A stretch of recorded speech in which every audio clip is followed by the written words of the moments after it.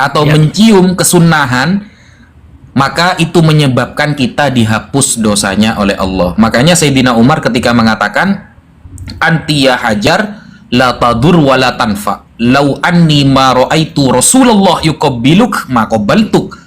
Kamu wahai hajar, wahai batu, gak bermanfaat, ya gak membahayakan juga. Andaikan, kata Sayyidina Umar, aku tidak melihat Rasulullah mencium kamu, maka aku ngapain nyium kamu? Jadi gara-gara perintah dari Rasulullah, sunnah mencium batu Hajar Aswad. Dan segala sunnah Rasulullah itu bisa untuk menghapus dosa. Berarti karena sunnahnya, perintahnya, bukan batunya, gitu mas. Tapi yang menghapus dosa itu sebenarnya batu yang ada di dalam Bible. Lalu itu menghapus dosa memang. Kalau batu di dalam Bible itu ada mas keterangannya menghapus dosa, ada itu. Bahkan tai sapi, Ustaz, tai sapi itu di Biblenya. Janganlah, jangan tai sapi lah, terlalu jorok lah ya. Ya, artinya Batu kan aja. di sini kan bertentangan antara Nabi dan Allah gitu. Karena di situ kan dia bilang itu kan nyata-nyata bahwa memang batu itu menghapus dosa sehabis-habis. Udah ya. Sekarang kau ditanya balik ya. Boleh dijelaskan. Itulah. Sekarang kau ditanya balik. Silakan. Padahal ayatnya begini loh. Hadisnya begini loh. Anna Nabiya sallallahu alaihi wasallam qala inna mashar ruknil yamani. Ingat, hadisnya itu Nabi yang bersabda. Jadi gara-gara ikut sabda Nabi, bukan batunya. Inna mashar ruknil yamani war ruknil aswadi yahuttul khataya hatton. Menghapus, mengusap rukun Yamani, ya, mencium rukun Yamani dan rukun Hajar Aswad akan menghapus dosa sehabis-habisnya. Berarti kan karena perintah Nabi, bukan karena batunya. Karena perintah Nabi.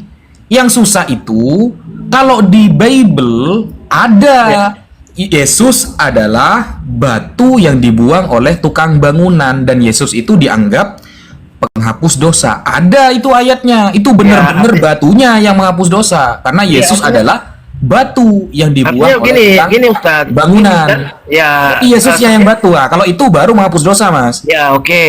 Itu kan saya pernah bertanya kepada sesama muslim lah. Jadi menurut mereka bahwa itu Nggak usah dibandingkan dengan pertanyaan orang lain. Anda aja di sini bertanya, nggak mewakili muslim lain. Lanjut. Betul betul bang. Ya, Dibandingkan ya. Iya. Fokus. Barang Fokus siapa saja. yang mencium Hajar Aswad, dosanya akan diampuni. Barang siapa yang mengangkat batu satu truk, dompetnya akan ditebalkan. Apakah kemudian batu yang diangkat ini yang membuat dompet Anda tebal? Kagak.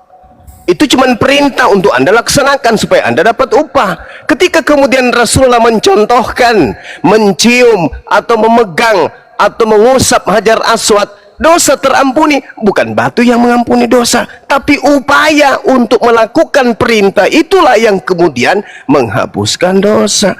Begitu sederhana kali. Angkat batu dari sini ke tempat sana diupah. Artinya apa? Dengan mengangkat batu engkau akan mendapatkan duit. Apakah batu itu yang mendatangkan duit? Tidak. Tetapi karena pekerjaan yang kita lakukan mengangkat batu itu, kita dapat upah. Tetapi karena pekerjaan mengusap batu itu, kita mendapatkan upah. Apa upahnya? Dosa terhapuskan. Sederhana sekali. Lanjut Ya. lanjut. Dan Yesaya, coba kita bandingkan dengan ayat di Yesaya ya. Yesaya 6 nomor 6. Ini ya. Tetapi seorang daripada serafim itu terbang mendapatkan aku. Di tangannya ada bara, ada batu bara yang diambilnya dengan sepit dari atas mesbah. Nah, ayat selanjutnya mengatakan, batu bara itu menyentuhkannya kepada mulutku serta berkata, lihat, ini telah menyentuh bibirmu, maka kesalahanmu telah dihapus dan dosamu telah diampuni. Batu bara di dalam Yesaya itu bisa menghapus dosa. Bahkan di Yesus dikatakan adalah batu yang dibuang oleh tukang bangunan. Dan Yesus penghapus dosa kan kata Anda. Berarti batu yang menghapus dosa hakikatnya ada dalam ajaran Kristen, bukan di dalam ajaran Islam. Sekian. Ya, artinya kan Oke, begini. sudah ya, Bang. Ya. Sudah sangat jelas itu kok. Sekarang siap ditanya balik ya. Biar dulu Bunda Rama, dia habisin dulu ngeyelnya, nggak apa-apa. Sampai di Oh, mana sudah dia ya? ngeyel. Masih ya? Oke, Iya, lanjut biarin ya. aja. Sampai di mana dia ngeyel. Enggak, gini, ini bukan ngeyel. Jangan bilang ngeyel dulu. Kita kan bertanya. Kalau penjelasannya benar ya saya juga dukung dong. Jadi jangan bilang ngeyel. Tapi anda nggak bertanya, tapi anda berpendapat. Kalau Narasi Anda ini Anda tidak bertanya, tapi Anda berpendapat. Itu maksudnya. Kalau Anda bertanya 1000 pertanyaan, tapi jangan berpendapat. Itu ya Bang, silakan lanjut.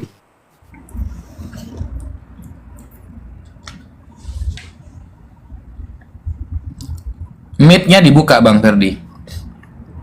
Oke, justru itu Anda harus berterima kasih saya bahwa saya tidak membantah apa Ustadz ngomong. Berarti kan saya sopan gitu loh. Ya kan? Terus gimana itu? Kenapa? Bener nggak Yesus itu adalah batu yang dibuang tukang bangunan? Ya dengar dulu Ustadz. Saya tidak pernah membantah apa Ustadz ngomong kan. Karena kita kan mencari Mencari apa? jangan Di- ikut. Saya sopan gitu loh. Iya, lanjut. Justru saya bertanya karena kita juga pengen tahu kan. Kalau memang ada penjelasan seperti itu, oh begitu. Oh oke. Jadi kita tidak bilang, wah karena batu kok bisa menghapus dosa. Iya kan? Nah ini kan penjelasan dari Ustadz kan, oke saya terima. Bukan ngeyel gitu loh. Karena saya ini terus terang lah, saya ini jemaat biasa, saya bukan pendeta. Artinya kalau kalian bertanya, saya bisa jawab. Kalau tidak ya berarti masih belajar juga. Coba dijawab itu. Yesaya dan Yesus adalah batu yang dibuang tukang bangunan. Gimana itu? Iya, itu perikop apa dulu, Pak Ustadz? Biar saya baca kan. Yesaya 6 ayat 6 dan 7. Ya, apa perikopnya? Tentang apa? Ya dibuka lah, Pak. Iya, kalau satu-satu kan kita nggak bisa, nanti artinya lain. Iya, dia Pak, Anda buka Yesaya 6, satu perikop, coba dibaca. Apa itu perikopnya itu? Dan Kisah Para Rasul 4 nomor 11. Kisah Para Rasul 4 nomor 11, Yesus adalah batu yang dibuang oleh tukang-tukang bangunan. Ya, di situ apa disampaikan? Ya itu, Yesus adalah batu yang dibuang oleh tukang bangunan. Arsitek. KPR berapa tadi? KPR berapa, Ustadz? KPR itu kan pinjaman rumah, Mas. Oh, oke. Kisah Para Rasul berapa? 4 nomor 11. 4 nomor 11. Artinya kan ya kalau saya baca kan bisa kita ketahui sama-sama kalau masalahnya kan kita ini tidak menghafal Alkitab, kita ini membaca. Para Rasul 4 ayat berapa? Ayat 11, Mas.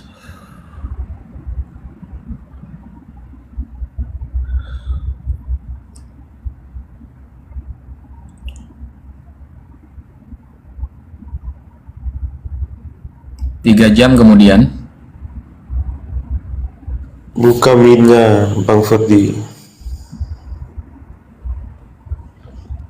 40 hari kemudian.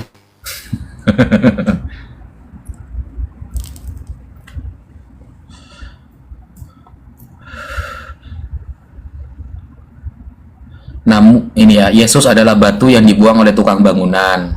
Ya, Namun dia telah menjadi batu penjuru. Batu loh. Terus masalahnya apa? Berarti batu menghapus dosa di agama Anda. Di sini tidak ada bilang batu menghapus dosa, Ustaz. Yesus kan batu. Ya, terus? Nah, Di berarti sini batu. tidak ada kata menghapus dosa. Kalau tadi yang saya Nah, sampaikan tadi. Yesus itu menebus dosa nggak di tiang salib? Hah? Yesus itu menebus dosa nggak di tiang salib? Yesus itu menyelamatkan manusia, Ustaz. Ya, berarti batu Dari bisa dosa. menyelamatkan manusia ya? Menyelamatkan manusia dari dosa, ya. Kalau pengetahuan saya seperti itu ya. Ya, berarti Bilang batu. kalau Ustadz bilang dia menghapus dosa, ya itu menurut Ustadz. Kalau saya, Yesus datang ke dunia ini untuk menyelamatkan manusia. Lanjut, Bang Zuma. Kolose 2 nomor 9. Batu sakarnya Yesus adalah Tuhan bagi Kristen. Boleh saya Coba Anda baca? baca. Kolose 2 nomor 9. Batu sakar Yesus itulah yang menyelamatkan kalian. Batu sakar apa sih? Cuma itu. Batu sakar itu apa? Tembolok yang keluar dari tenggorokan. Kok bisa ada batu di tenggorokan ya? Ya, itulah kitabmu. Lucu. Kok bisa ada batu di tenggorokan? Ada batu di tenggorokan, Anda heran. Ada Tuhan dalam rahim, Anda nggak heran. Lucu lah gitu. Nggak bisa heran. Itu kan sudah tertulis. Masa kita heran? Kalau tidak tertulis, lahir dari Maria, itu ya kita heran lah. Kan sudah tertulis. Apalagi malaikat yang datang ke tahu. Siapa malaikat mana? Siapa? Loh, Kapan malaikatnya? aduh, Inilah Kak, Anda lebih baik, saudara, lebih baik Anda habiskan waktu belajar Bible daripada Anda belajar Quran. Kenapa? Otak Anda itu loh, yang tidak selaras dengan isi Bible itu loh. Otak Anda loh. Otak Anda itu yang tidak bisa connect dengan Bible. Dengar dulu, kau dengar dulu. Kristen bahas Quran, lucu. Otak Anda itu yang tidak bisa connect dengan Bible. Kita ini kan diskusi. Mana malaikatnya Anda katakan tadi? Aduh, itu sudah rahasia umum ya. Jadi, ya, mana malaikatnya? Mana malaikatnya? Apa kata malaikatnya? Apa kata malaikatnya? ya, hai Maria, engkau akan mengandung. Engkau akan Mengandung apa? Mengandung apa? Ya mengandung, namanya Mengandung apa? Mengandung apa? Manusia. Mengandung manusia. Iya, Itu benar, kamu manusia. jawab sendiri. Bukan Anda tadi kan memfitnah. Malaikat sendiri yang mengatakan Tuhan ada di dalam rahim. Anda sendiri yang jawab, yang di dalam rahim menurut malaikat manusia. Loh, Nah, lo apa? kalau kau ini ya pintar bodoh juga saya lihat. Malaikat mengatakan yang di dalam rahim itu Tuhan atau manusia? Ini tentang Ini Yesus Ibu jadi Budi. manusia. Dengar dulu. Yesus menjadi manusia ini banyak ayat, ya banyak. Jadi Yesus jadi manusia. Sampai kapan Anda ingin memperbodoh diri? Tidak ada ayat pun, tidak ada dalil pun. Yesus itu memang menjadi manusia, bukan jadi ayam. Loh, memang dia Siapa manusia. yang bilang? Ya, Dia siapa yang bilang Yesus jadi ayam? Siapa? Nah, memang dia dia manusia jadi- kok. Iya, tapi manusia seperti apa dulu? Seperti apa? Manusia Bukan seperti apa? Kamu, manusia Ya, bukan manusia seperti apa? Manusia yang seperti apa Yesus Dia itu? itu datang dari sorga, ya. Lah, semuanya berasal dari Tuhan. Tak ada di atas muka bumi ini tidak berasal dari surga, dari Tuhan. Siapa yang tidak berasal dari Tuhan? Saya tanya kamu dari sorga, iya. Saya tanya kau dari Kita sorga. semua ini berasal dari firman. Kita Ini semua ini berasal dari Tuhan, dari surga pula. Mana Kau dalilnya dari Yesus surga, dari surga? Musa. Mana Apa? dalilnya Yesus Cuma. dari surga? Mana dalilnya Yesus dari surga? Mana? Injil Yohanes di situ sudah jelas. Mana dalilnya Yesus dari surga? Injil Yohanes. Dari pasar kali, dari pasar. Ngarang cerita Yesus dari surga. Mana ada dalilnya Yesus dari surga? Yesus dari rahim Maria. Itu baru betul. Susah ente itu karena kenapa Bible bertentangan dengan isi kepala. Isi kepalamu itu dikasih Tuhan jadi manusia. Tapi Biblemu tidak memanusiakanmu. Kenapa? Biblemu bertentangan dengan otak.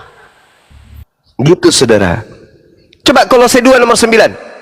Tidak usah terlalu jauh. Kolose 2 nomor 9. Batu sakarnya Yesus itu adalah Tuhannya Kristen.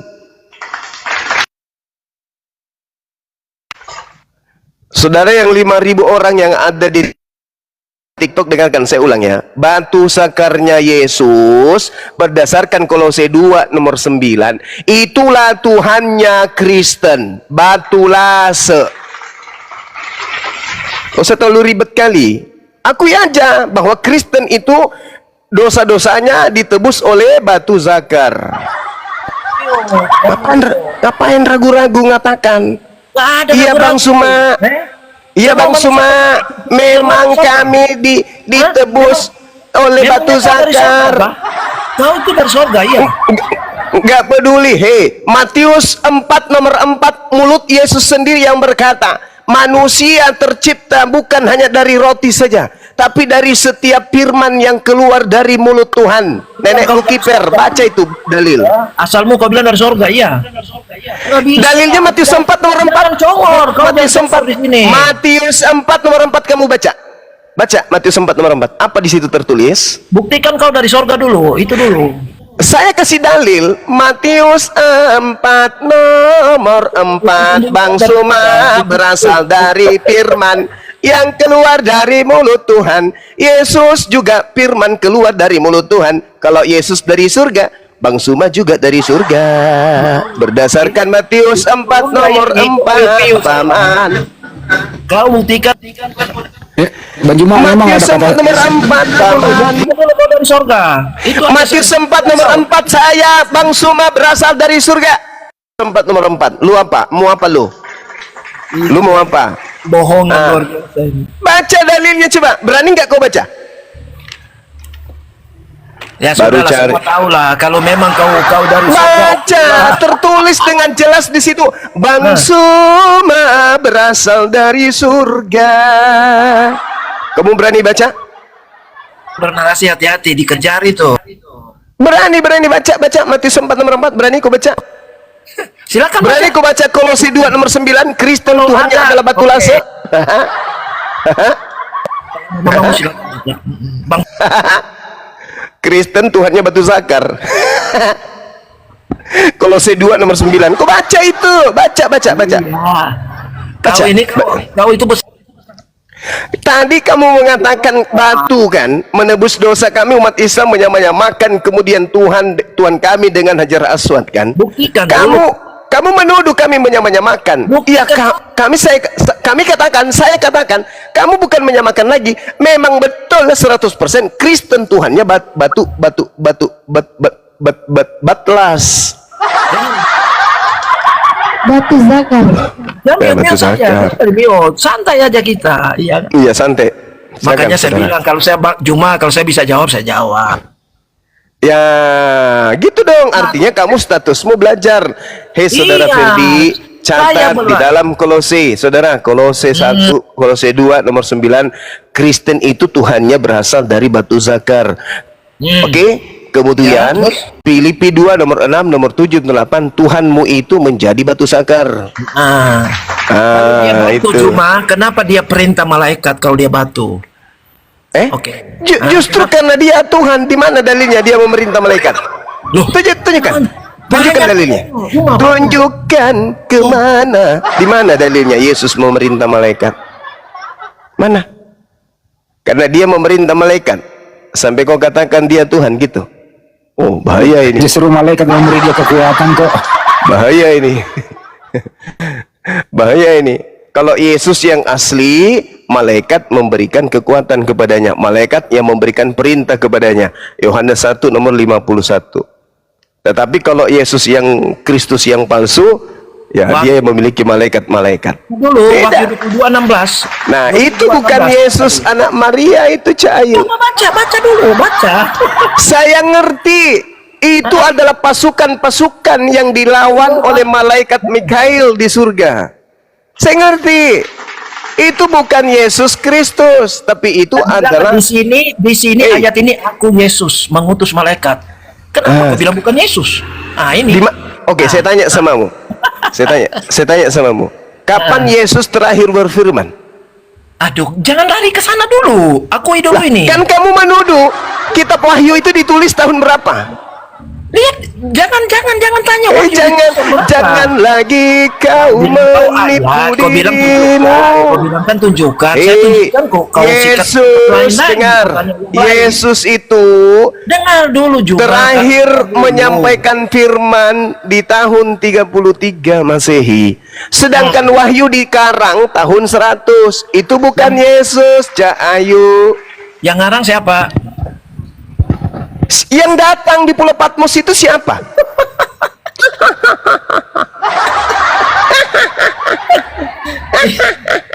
Wahyu 22 ayat 16. Kita Iya, selesai. Wahyu. Yang menulis kitab Wahyu itu siapa? Wahyu, kau bilang kan cari ayatnya, buktikan ayatnya dulu. Sekarang saya Iya, saya bertanya Sekarang tentang saya ucapan buktikan Yesus. Kau merembet Yang ke tempat lain. Kau merembet. ke Saudara, tempat saya lain. minta Itulah mulai dalilnya lagi Yesus. kenyataan. Kau nggak ngerti soalnya. Yang saya minta dalilnya Yesus. Oh, jangan di-mute. Yang saya minta perkataan Yesus, Bung. Tadi kau minta ayat di mana saya tunjuk. Iya, yang kau tunjukkan itu Kristus. Yang datang di Pulau Patmos itu bukan Yesus. Dia bilang di sini aku Yesus, ya. Bukan dia bilang, Iblisnya aku itu iblis. ini. Nggak percaya dia. Ini. Itu yang mengaku Yesus itu iblis. Oh, itu dangkal sekali kau ini. Oke, baik. Kita uji yang mana dangkal, Anda atau Anda. Dengarkan. Sekarang. Nggak, kita uji dulu. Kita uji siapa yang putuskan dangkal, ini dulu. Anda atau Anda. Kita uji dulu. Ketika Yesus berkata di dalam Matius 24 nomor 4 nomor 5, waspadalah kepada penyesat yang datang dengan memakai nama Yesus dan berkata akulah Kristus. Pertanyaan saya, sabar. Kita akan ke situ. Kau akui wahyu dulu, oke ya? Wahyu memang ada ya? Ada buku mimpi itu ada, buku mimpi yang dikarang tahun 100 itu ada. Dikarang di Pulau Patmos itu ada. Yesus mengutus malaikat ya. Terserahmu, tapi sekarang jawab sama saya. Jawab sama saya dulu, boleh nggak? Kalau saya bisa jawab. Oke, silakan. Dengarkan. Matius 24 nomor 4 nomor 5, Yesus berkata waspadalah kepada penyesat yang datang memakai nama Yesus dan berkata akulah Kristus. Apakah Anda percaya? Iya. Meow. Ya. Apa yang Yesus Benar bilang kan? itu waspada. Oke. Iya, memang benar. Waspada karena banyak Waspada orang kepada datang penyesat. Oke, waspada kepada penyesat yang mengaku Kristus. Betul? Betul? Ya, benar. Iya, hati-hati. Karena Kena kau di sini. Siapa orang yang kena datang dipalsa. kemudian siapa yang datang kemudian mengaku Yesus di Pulau Patmos? Hah? Siapa yang datang mengaku Yesus di Iya. Pulau Iya, di Pulau Patmos. Ke pengarang buku Wahyu. Siapa itu? Akulah Yesus, Alfa dan Omega. Itu siapa? Nah, berarti Itu siapa? Berarti kau lari ke arah penglihatan ya, ke arah penglihatan Iya, di Pulau itu Patmos. siapa? Itu siapa? Yang Loh, datang kenapa mengaku Yesus itu siapa? Kenapa kau bilang dia iblis? Ya, Ini jelas, makanya jawab itu siapa? Kan Yesus mengatakan waspadalah kepada penyesat yang datang kepadamu dengan memakai nama Yesus dan berkata akulah Kristus. Kamu percaya kan? Penglihatan Yohanes di Pulau sekarang begini, penglihatan Yohanes di Pulau Patmos itu apakah menyalahkan Yesus? Apakah dia mengajarkan bertentangan Yesus? Saya tanya kau. Bertentangan tidak? Enggak, tunggu dulu. Bertentangan. Tunggu dulu. Iya kan Tunggu dulu. bertentangan dengan ajaran Oke. Yesus. Berarti dia Di mana Yesus Dia pernah bukan nabi mengajarkan palsu. aku? Dengarkan. Di mana Yesus pernah mengajarkan akulah Alfa dan Omega? Di mana? Ayo. Di mana Yesus pernah mengajarkan itu? Akulah yang awal, akulah yang akhir, akulah sang bintang timur. Di mana Yesus pernah mengaku sang bintang timur? Tunjukkan dalilnya. Ayo. Mana? Nangis. Ha. Mana dalilnya? jangan di-mute setelah di-mute bilang Nah, Ya memang mana dalilnya? Coba tunjukkan. Di mana dalilnya Nah, saya Yesus menjawab. pernah mengaku? iya. Oke, di mana dalilnya Yesus pernah? Dengar dulu, masalah Saya apa? bertanya dulu, di mana Yesus pernah berkata akulah yang awal, akulah yang akhir? Alfa Omega gitu. Iya, di mana? Ya. Itu cuma nanti kalau saya tidak salah di Kisah Para Rasul 9, tapi saya harus baca dulu. Iya. Kau tahu kan? Coba tunjukkan di Kisah Para Rasul 9 tertulis di situ di mana? Di mana tertulis? Di Kisah Para Rasul 9 di mana? Di mana? Tunjukkan. Tunjukkan di mana di Kisah Para Rasul 9 ada tertulis Alfa Midi. Di mana tertulis? Tunjukkan. Silakan. Jadi kalau kita dialog, kalau belum selesai jangan pindah-pindah dulu. Cuma nanti Anda kan berkata, saya sudah jawab, nanti kau lari ke tempat lain. Itu kau cari kemenangan, tidak bisa dong gitu. Kau cari ya kemenangan. sudah, yang mana yang ingin kau bahas? Tadi masih mau kembali ke batu. Kolose 2:9, kau penyembah batu, mau kembali ke situ? Tidak ada, kalau batu itu tidak ada dia ngajar. Orang batu ya batu, benda mati. Ya kan? Di dalam Kolose 2 nomor 9, di dalam tubuh. Ya. Jasmani Yesuslah kepenuhan ketuhanan. Nah, Biji terus batu- sakarnya itu termasuk jasmani enggak? Loh, itu kan kalau batu dia tidak bisa mengajar loh. Kalau memang Yesus batu.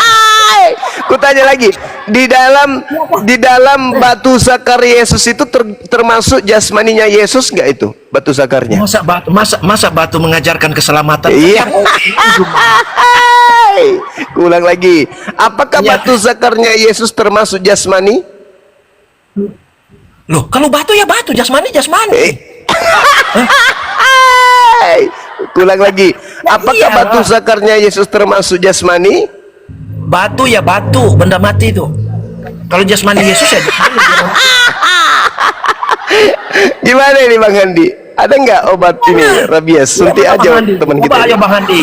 Kalau dia Ada obatnya. Ya, Handi. Kan bukan Kasih Handi. minum Kalpanax dulu, kasih Ada. minum Kalpanax. Air putih, benar lu bang. Air putih dicampur batu tawas. Nah, batu tawas itu. Parah. Batu tawas baru tuh bisa tuh batu tawas. Pikir Handi dulu, batu mengajarkan keselamatan kan tidak mungkin. Ya loh. Itu batu sakar itu gimana nasibnya? Ya itulah ya, kalau dia ya biar aja dia nasib jadi apa terserah. Saya percaya Yesus. Biar aja katanya. Saya percaya Yesus juru selamat, itu aja ajarannya. Termasuk zakarnya kan? Batu ngajar saya untuk apa batu itu? Termasuk zakarnya saudara. Makanya coba Anda baca Kolose 2 nomor 9 dulu, baca dong. Jangan cuma bilang Yesus. Yesus yang mana yang kau maksud itu? Karena ada dua Yesus. Selamat kok mati terkutuk di tiang salib gimana sih? Jangan di mute dulu. Siapa yang mute nih? Cuma Yesus itu sudah diberikan kuasa di surga maupun di bumi. Di mana tertulis? Kena kau di sini. Kau kena di sini. Kamu kena di sini. Di mana pernah Yesus mengatakan itu? Kepadaku telah diberi kuasa baik di langit maupun di bumi. Di mana? Di mana? Di mana? Itu aja kok sebut sempurna loh. Di mana? Di mana? Di mana? Di mana Yesus pernah mengatakan itu?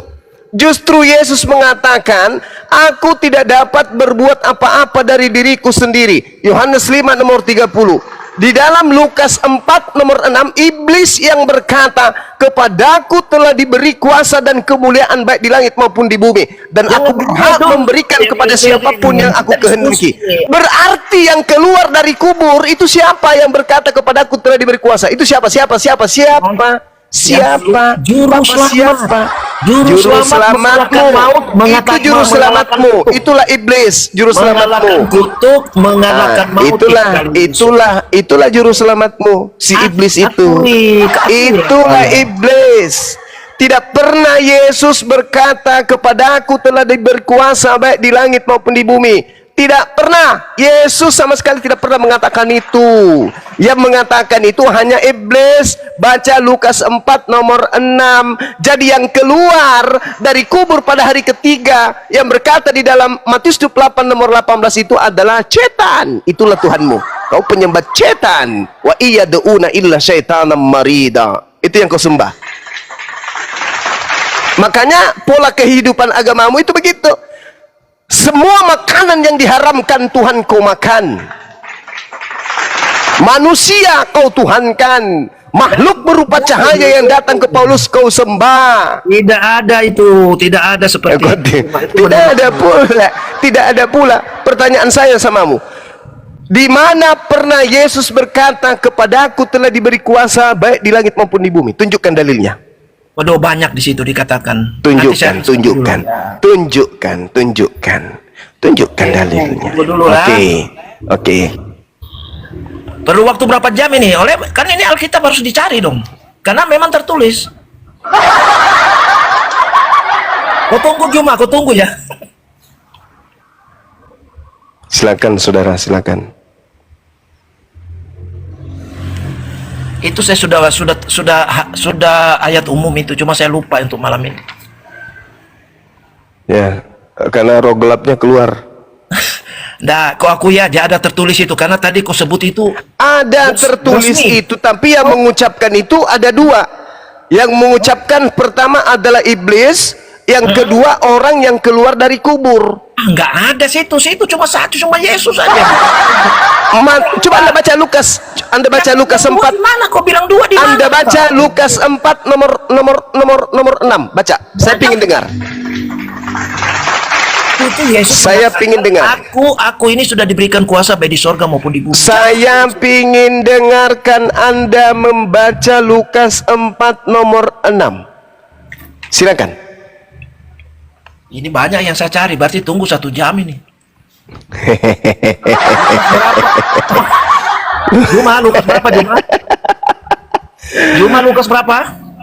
Lukas 4 nomor 627.000. Silakan. 600 berapa? 67.000. Lukas 2 667. Nggak percaya. Begitu, kagak ada itu. Bunda, kau jangan Bunda jangan kau sambung-sambung Bunda. 2000 Nggak ada 600 itu, aduh. Nah, ini kan Juma ini suka bohong terus Juma nih. Juma. Ya kan? Ini kan Cuma kenapa kok Stepan? Iya, Paman. apa Juma? Kau nangis kah? Enggak, saudara. kok kayak Saya kan di udah bilang gunung sama teriak-teriak. Lukas 4 nomor 6. Kau baca, silakan.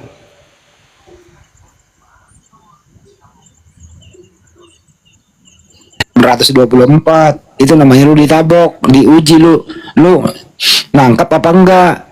Lu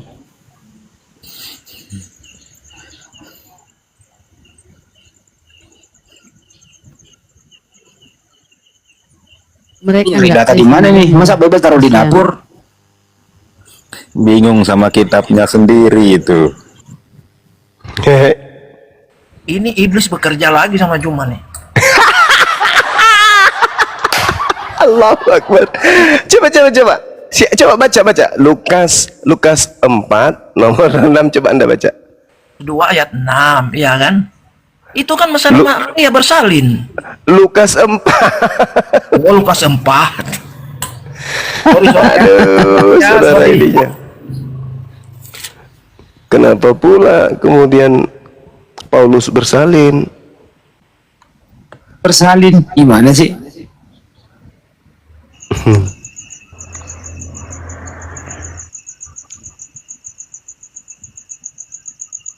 Siapa itu, Bang? Ya, kata iblis kepadanya, segala kuasa itu serta kemuliaannya akan kuberikan kepadamu, sebab semuanya itu telah diserahkan kepadaku dan aku memberikan ini pencobaan di padang gurun, ya kan? Iya, siapa di situ penguasa? Siapa penguasa di situ? Dia akan mencoba Yesus. Dia bilang sama Yesus, aku diberikan kuasa. Lain Yesus berkuasa di bumi dan di surga. Apa hubungannya? Anda baca Yohanes 12 nomor Lari ke tempat 31. lain lagi, lari lagi. Bukan, lari. ini untuk membuktikan bahwa penguasa dunia ini iblis, bukan Yesus. Ini sampai jam besok jam 8.30 nggak selesai ini kalau lari. Yohanes 12 nomor 31. Di Sekaranglah waktunya dunia ini akan dihukumkan dan juga waktunya iblis penguasa dunia ini dilemparkan keluar. Menurut Yesus penguasa dunia ini siapa? Iblis. Memang iblis, tahu nggak? Iblis itu raja dari bapa dari segala pendusta, itu iblis. Benar. Ya. Berarti dia penguasa dunia kan? Nggak salah. Berarti dia itu. Dia penguasa dunia kan? Penguasa dunia bagi pendusta, pembohong. Mutar sana, mutar sini. Dia itu bapa segala pendusta. Mutar. Dia bapa segala pendusta. Nah, dia adalah penguasa dunia ini kan? Betul? Ya, memang dia penguasa untuk orang yang ketika berbohong. ada yang keluar dari kubur mengaku sebagai penguasa dunia, itu siapa? Nah, ini kenapa kaitkan dengan itu? Iya. Harus kawan, harus Kok kaitkan supaya dengan kamu itu? sadar Itu sudah bahwa beda. yang Sudah enggak dong, beda lah. kan Yesus telah memberikan tanda. Matius 12 nomor 38. Yesus berkata, angkatan jahat ini minta suatu tanda dan tidak akan diberikan suatu tanda apapun selain bangkit dari kubur pada hari ketiga. Itu adalah tanda untuk angkatan jahat. Jadi orang yang keluar dari kubur yang Anda imani itu tanda untuk orang-orang jahat. Jadi orang yang beriman kepada manusia yang keluar dari kubur pada hari ketiga itu adalah pengikut Satan. Satan, S-A-T-A-N, Satan. Nah, itu. Kok salah pula? Iya. Yesus berkata penguasa dunia ini adalah iblis dan dilemparkan keluar. Penguasa iblis dilemparkan keluar. Dilemparkan Itu keluar kata dari siapa? mana? Kata Dilemparkan siapa? keluar dari mana? Tadi kau bilang kata siapa itu? Itu kata Yesus. Iya, Kata Yesus. kata Yesus. Yesus berkata penguasa dunia ini telah dilemparkan keluar. Keluar dari mana? Masa dia iblis, dia ngaku dia iblis, kan aneh. Loh, ini Yesus beda, Cak Ayu. Yesus berkata di Matius 12 itu sebelum kejadian penyaliban. Apa Juma? Kau cara Saudara, Yesus berkata bahwa akan terjadi dunia ini akan dihukumkan dan juga waktunya iblis penguasa dunia ini dilemparkan keluar. Sudah tiba waktunya penguasa iblis ini dilemparkan, penguasa dunia ini dilemparkan keluar. Keluar dari mana? Keluar dari kubur. Tadi kau hubungkan tadi tentang pencobaan Yesus di padang gurun dengan kelahiran Yesus ini dengan kebangkitan Yesus. Apa hubungannya? Oke, saya ajarin. Ketika kemudian Anda berkata Yesus itu diberi kuasa di dunia, sebenarnya yang Anda maksud diberi kuasa di dunia itu bukan Yesus tapi iblis. Nah, itu dia lagi kan. Astagfirullahaladzim. Hei saudara, Yesus yang berkata demikian, Yohanes 12:31. Sekarang waktunya dunia ini akan dihukumkan dan juga waktunya iblis penguasa dunia ini dilemparkan keluar. Jadi penguasa dunia ini dilemparkan keluar dari kubur.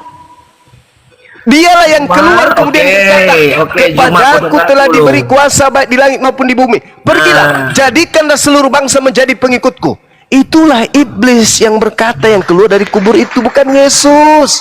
Mantap, menurutmu seperti itu ya. Oke, kalau menurutmu saya kan itu menurut Yesus, Cahayu. Matius 24, sabar. Matius 24 nomor 23 sampai nomor 27 apa kata Yesus? Jadi apabila ada orang berkata ada Yesus di sini, ada Yesus di sana, jangan kau percaya. Sebab Yesus palsu, Kristus palsu, Mesias palsu, dan nabi-nabi palsu akan datang melakukan mujizat sekiranya mungkin menyesatkan banyak orang dan menyesatkan orang-orang pilihan juga. Camkanlah, aku sudah mengatakannya terlebih dahulu kepadamu. Jadi apabila ada orang berkata ada Yesus di padang gurun, ada Yesus di dalam bilik penjara, jangan kamu percaya. Sebab sama seperti kilat yang bersinar dari timur sampai ke barat, demikianlah kelak nanti kedatanganku yang kedua. Berarti yang datang kepada Paulus, yang datang keluar dari kubur, bukan aku. Kedatanganku yang kedua nanti itu ditandai cahaya dari timur sampai ke barat. Semua manusia akan datang melihatku. Muhammad antikristus. Nah, gitu kawan. Amin, apa yang kau katakan Juma. Nah, begitu dong. Mesias palsu akan datang. Berarti pertanyaannya di sini. Pertanyaannya jelas. Pertanyaannya jelas. Apakah Yesus yang asli sudah datang atau belum? Apakah Yesus yang asli sudah datang atau belum?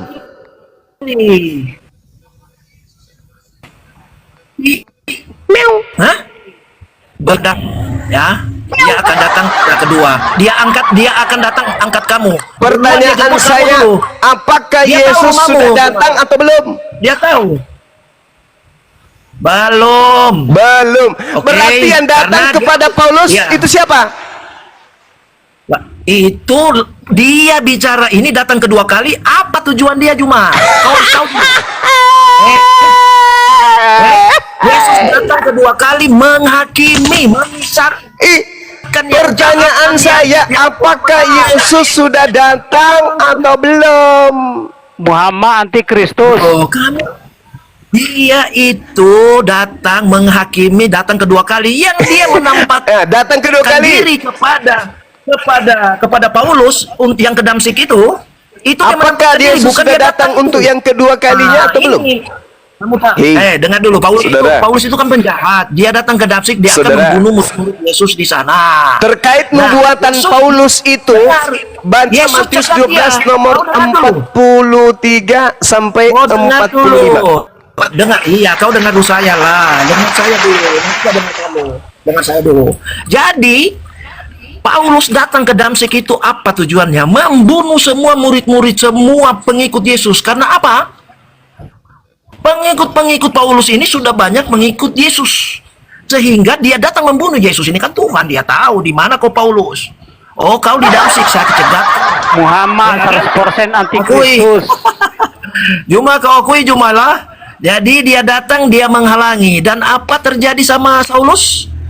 Apa terjadi dalam Kisah Para Rasul 9? Diceritakan di situ semua sampai akhir. Dia Ya bertemu kan? dengan Dia bilang apa? Kamu ke Damsyik, ke kota sana. ya itu siapa yang tugas. datang kepadanya itu siapa? Ada tugas yang saya Yang akan berikan datang sama kepada kamu, Paulus itu siapa?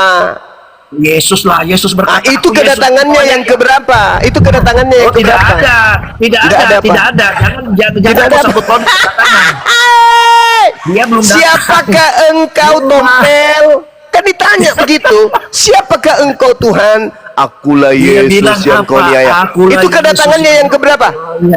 Dia belum datang. Kalau dia bilang, Thank you, terima dengar kasih. dulu. Kalau dia bilang, kalau dia dapat Yesus ini, belum datang, berarti yang datang itu bukan Yesus. Udah, kamu tinggal jadi apa, Bunda, ya? Jadi merinding Udah. aku Jangan orang sendiri. Yang datang mengaku Yuk, Yesus. jangan Siapakah engkau, Tuhan? Yesus sudah bilang, Akulah "Akulah Yesus yang kau aniaya." yang Terus kau kau tanya siapa? aniaya. Ini masalahnya. Itu kedatangan keberapa? Kau minum obat dulu, Juma. Itu kedatangan yang keberapa? Dia datang itu ke Paulus. Kalau dia Iya, datang itu kedua- kedatangannya Oh, yang datang, keberapa? Dia datang Itu kedatangannya yang keberapa? Tadi kamu mengatakan, Cuma dia datang dari ujung bumi ke ujung bumi, itu datang kedua. Kalau cuma datang ke Saulus itu. berarti kedatangannya yang kedua seperti yang tadi. Malaikat juga berkata dalam Kisah Para Rasul 1 nomor 11, Yesus yang kau lihat terangkat ke langit akan datang kedua kalinya sama seperti engkau melihat dia terangkat ke langit.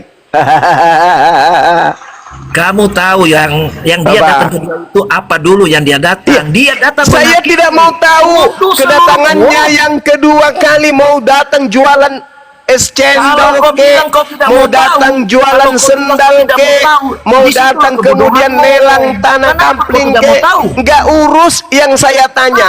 Itu dia Kedatangan kebodohanmu di yang situ. kedatangan kepada Paulus Kebodohanmu. itu kedatangan yang keberapa? Nah, itu kebodohanmu di situ cuma. Kedatangan yang ke Paulus itu kedatangan yang keberapa? Tidak ada kedatangan itu dia menjaga. Jadi yang datang kepada Paulus bukan Yesus.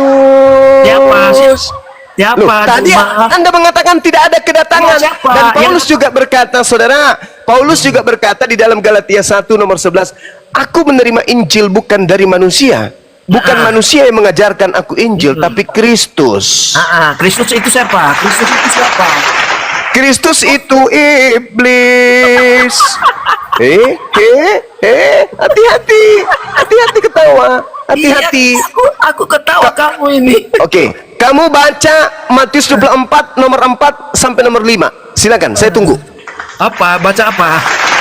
Matius 24 nomor 4 sampai nomor 5. Nah, kau suruh baca supaya kau minum dulu lah. Kau ambil tenaga dulu. Silakan. Silakan saudara. Matius berapa? Matius 24 nomor 5400,3 FM. Ini Matius nggak sampai 24 ini. Matius.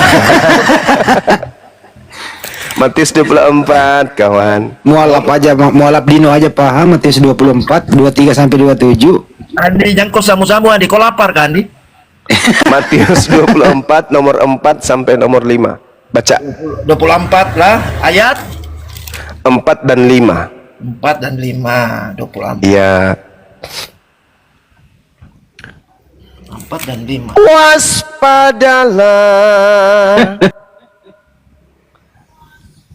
Jawab ya. Banyak orang yang akan datang memakai namaku. Sudah, apa artinya ini? Baca. Sudah saya baca karena kau nyanyi, makanya kau tidak Ya dengar. udah, baca. Oh, ya oke. Jawab Yesus, Pak Nyuak nyanyi. waspadalah supaya jangan ada orang yang menyesatkan kamu. Sebab banyak orang akan datang dengan memakai namaku Dan berkata, akulah Mesias, Yeay. akan menyesatkan banyak orang. Oke. Jadi mereka memakai nama Mesias di sini. Hati-hati seperti kau kan. Kau itu bisa datang ke tetangga kamu. Berarti baru bilang kawan, akulah Mesias. Yesus mengatakan akan ada penyesat mengaku Kristus, betul? Ya, terus. Bagus. Jadi ada hati, makanya hati-hati. Hati-hati, sebab akan ada penyesat datang kepadamu mengaku Kristus, betul? Iya, benar. Itu benar. Mana penyesat? Contohnya begini, contohnya kantormu didatang KPK, padahal KPK palsu tapi mengaku KPK. Ya kan? Nah, itu seperti itu. padahal bukan Contohnya KPK. yang datang kepada Paulus mengaku Kristus tapi bukan Kristus. Iya, itu makanya hati-hati. Berarti kita sepakat, sepaham Anda kita. sudah akui kan? Sepaham ya. Sepakat Berarti ya yang kita ya. datang kepada Paulus itu siapa? Jadi sepakat. Ya, sepakat kita. Yang datang kepada Paulus itu siapa? Loh, itu dia bilang aku Yesus kok, gimana sih? Lah, kan tadi Yesus mengatakan penyesatnya datang mengaku Yesus dan berkata akulah Iya. Kristus. Tapi karena orang membunuh murid Yesus di sana, makanya Yesus datang. Kalau bukan Yesus dia biarin, kalau bukan Yesus dia biarin Paulus bunuh. Kalau bukan Yesus, Paulus bunuh semua pengikut Yesus di Damsik.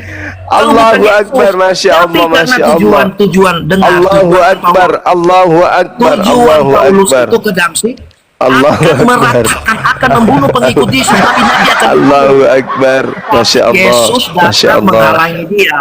Jadi Yesus. Berarti Yesus Jadi cuma bagaimana Anda bisa membedakan antara makhluk yang datang kepada Paulus dengan penyesat yang ngaku Kristus? Bagaimana cara Anda membedakan?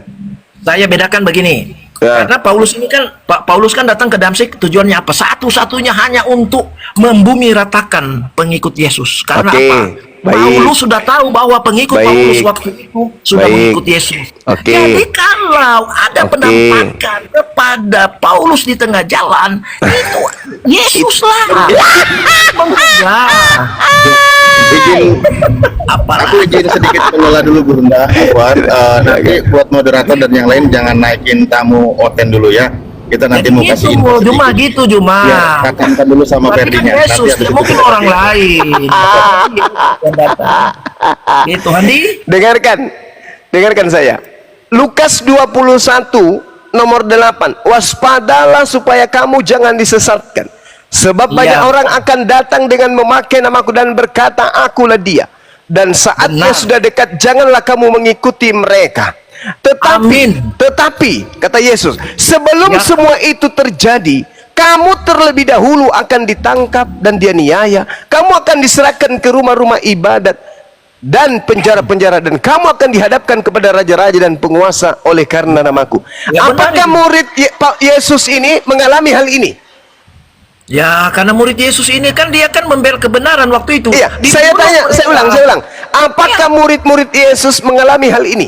Banyak mengalami karena apa? Setelah mengalami hal ini, ada tidak orang muncul kemudian mengaku bertemu dengan Mesias Kristus? Ada nggak? mereka pada waktu itu hidup kayak di gua singa. Dan kiri kanan musuh. Karena Siapa pelaku kemudian? Karena Siapa pelaku yang Karena- menganiaya murid Yesus? Siapa pelakunya? memberitakan Siapa pelaku yang menganiaya murid Yesus? Yang menangkap murid Yesus? Siapa pelakunya?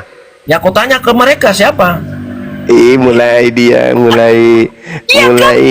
menyembunyikan identitas Paulus utusan Kan saya syaitan. nggak salah Juma nggak salah kalau saya bilang tanya ke mereka itu nggak salah. Jangan pura-pura bego. Siapa Yang yang bego? menganiaya murid Yesus itu siapa?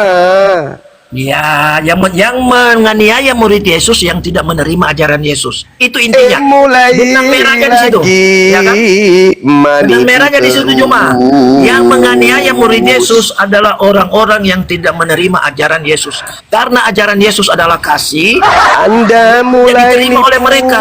nipu. Mereka pada waktu itu apa? Mencari keuntungan sendiri. Hei, Membesarkan nama saya, Kawan. tokoh agama saya, Kawan. ini itu. Yesus Kawan. datang diratakan. Kisah para Rasul 22 nomor 4 Cuma minum obat Dan dulu. Kau ini aku- kayak demam kau ini. telah menganiaya pengikut-pengikut jalan Tuhan Aduh, sampai sampai mereka saya tadi lapar mati. saya. Ini hilang saya lapar. Ya, tadi saya Laki-laki lapar. dan perempuan ku tangkap dan ku serahkan kepada penjara. Kau ini turunan orang Jawa Tengah berarti kau lah. Aku Paulus telah menganiaya laki-laki maupun perempuan ku bunuh, ku tangkap dan ku serahkan ke dalam penjara. Jadi sebelum kemudian penyesat itu datang, mengaku bertemu dengan Kristus, mengaku bertemu dengan aku, terlebih dahulu dia menganiaya kamu. Siapa penganiaya murid Yesus? Kisah para Rasul 22 nomor 4. Aku Yang tidak Yesus, menerima aku ajaran Paulus, Yesus. Ya. aku Paulus menganiaya pengikut-pengikut Yesus sampai mereka mati. Laki-laki dan perempuan ku tangkap dan kuserahkan ke dalam penjara. Jelas kebenaran ini. Cuma Siapa pelakunya? kebenaran Siapa banyak ini? ujungnya. Siapa ini penyesat ini? Siapa penyesat ini? Di Indonesia ini cuma kalau orang jujur dibantai, tahu nggak? Kok lari ke Indonesia? Ya, itu saya parodikan. Sebenarnya Anda itu tahu. Sebenarnya Anda itu paham. Tapi Al-Quran saya mengatakan yukhadi'una Allah walladina amanu wa ma yakhda'una illa anfusahum wa ma yash'urun fi qulubihim maradun fazadahumullahu marada. Mereka ingin menipu Allah, mereka ingin menipu orang-orang Islam, tapi sesungguhnya mereka hanya menipu diri mereka sendiri. Disebabkan karena di dalam hati mereka itu ada penyakit, maka Allah semakin menambahkan penyakit itu. Anda tahu kok, Ya, ketika itu- dikatakan dalam kitab saudara, waspadalah supaya kamu jangan Ya. disesatkan, sebab Ya, banyak benar. orang yang akan datang dengan memakai namaku dan berkata akulah dia, dan saatnya sudah dekat. Janganlah kamu mengikuti mereka. Tetapi Ya, sebelum semua itu terjadi, kamu akan ditangkap, dianiaya, kamu akan diserahkan ke dalam rumah-rumah ibadat, dipenjara, dan kamu dihadapkan kepada raja-raja. Pelakunya siapa? Paulus. Kamu tahu itu. Saudara ngerti siapa yang dimaksud di situ. Dan jelas sekali dikatakan oleh Paulus sendiri, aku menerima Injil bukan dari manusia. Sekali lagi, aku menerima Injil bukan dari manusia, tetapi dari Kristus. Ayo.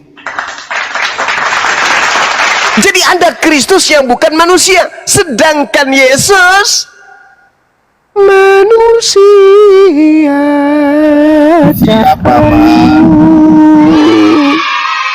Iblis bukan manusia, yang datang kepada Paulus bukan manusia. Yesus mengatakan waspadalah kepada Kristus palsu yang penyesat. Dia akan menyesatkan banyak orang. Dan yang terjadi sekarang ini, Paulus mengaku bertemu dengan Kristus dan pengikutnya itu disebut Kristen. Artinya pengikut Kristus. Ayo. Ayo, silakan Adinda. Baik. Mana Kristennya?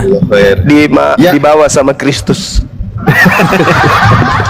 Ini Gus, Afwan, semuanya juga izin menyampaikan. Kita jeda dulu sejenak.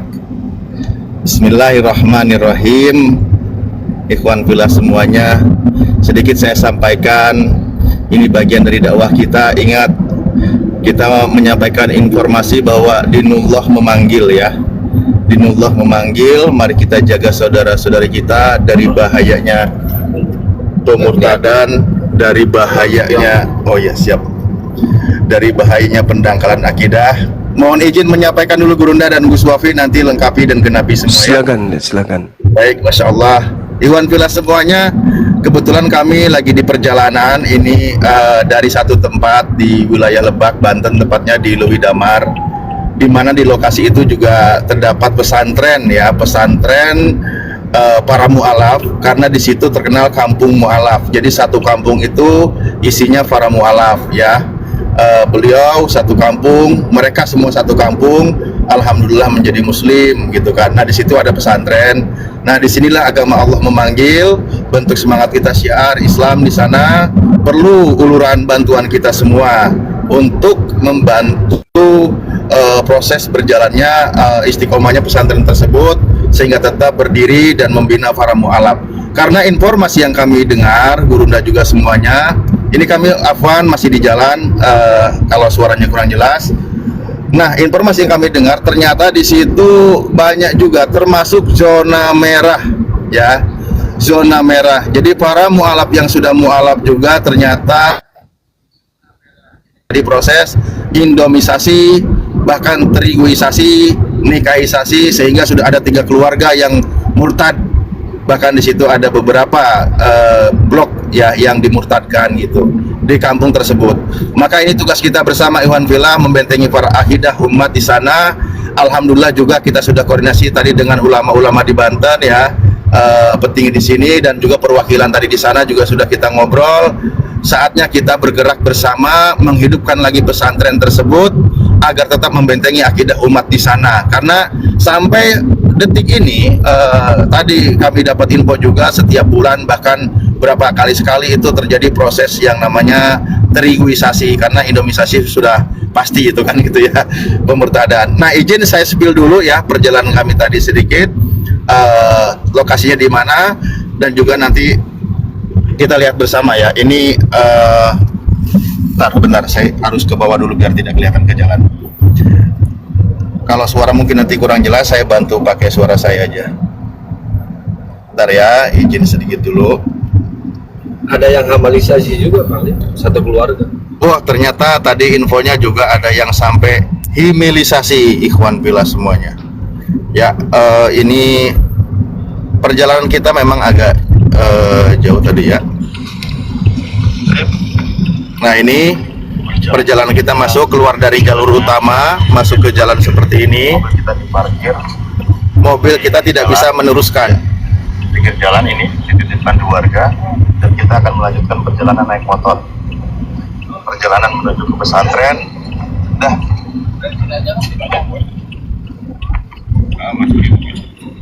Aman ya. Perjalanan kurang lebih 1 kilo lagi. Ayah? Oh nepi. Ya cuman melihat kondisi jalan kayaknya bukan kurang mendukung ya. Jadi kita jalan aja. Jadi oh gitu. Ya kita mobil taruh sini, kita naik motor untuk melanjutkan perjalanan karena medan tidak mendukung. Mobilnya gasruk.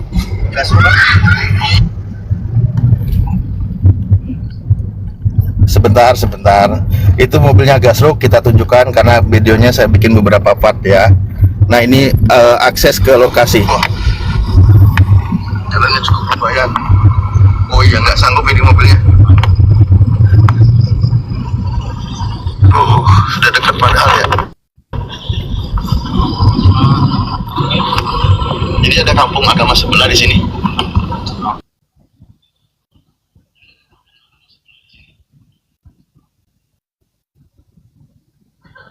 Ngelek dia. Di sini ya.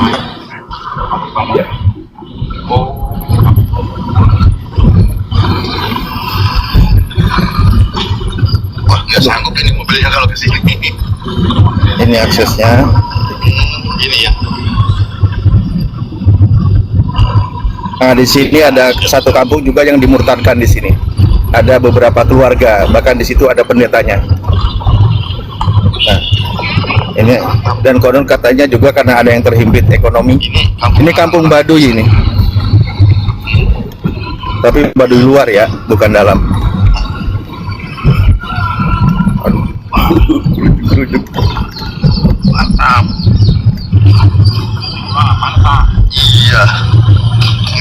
Itu tadi mobil. Waduh. Cilik. Banyak. Oke. Masya Allah.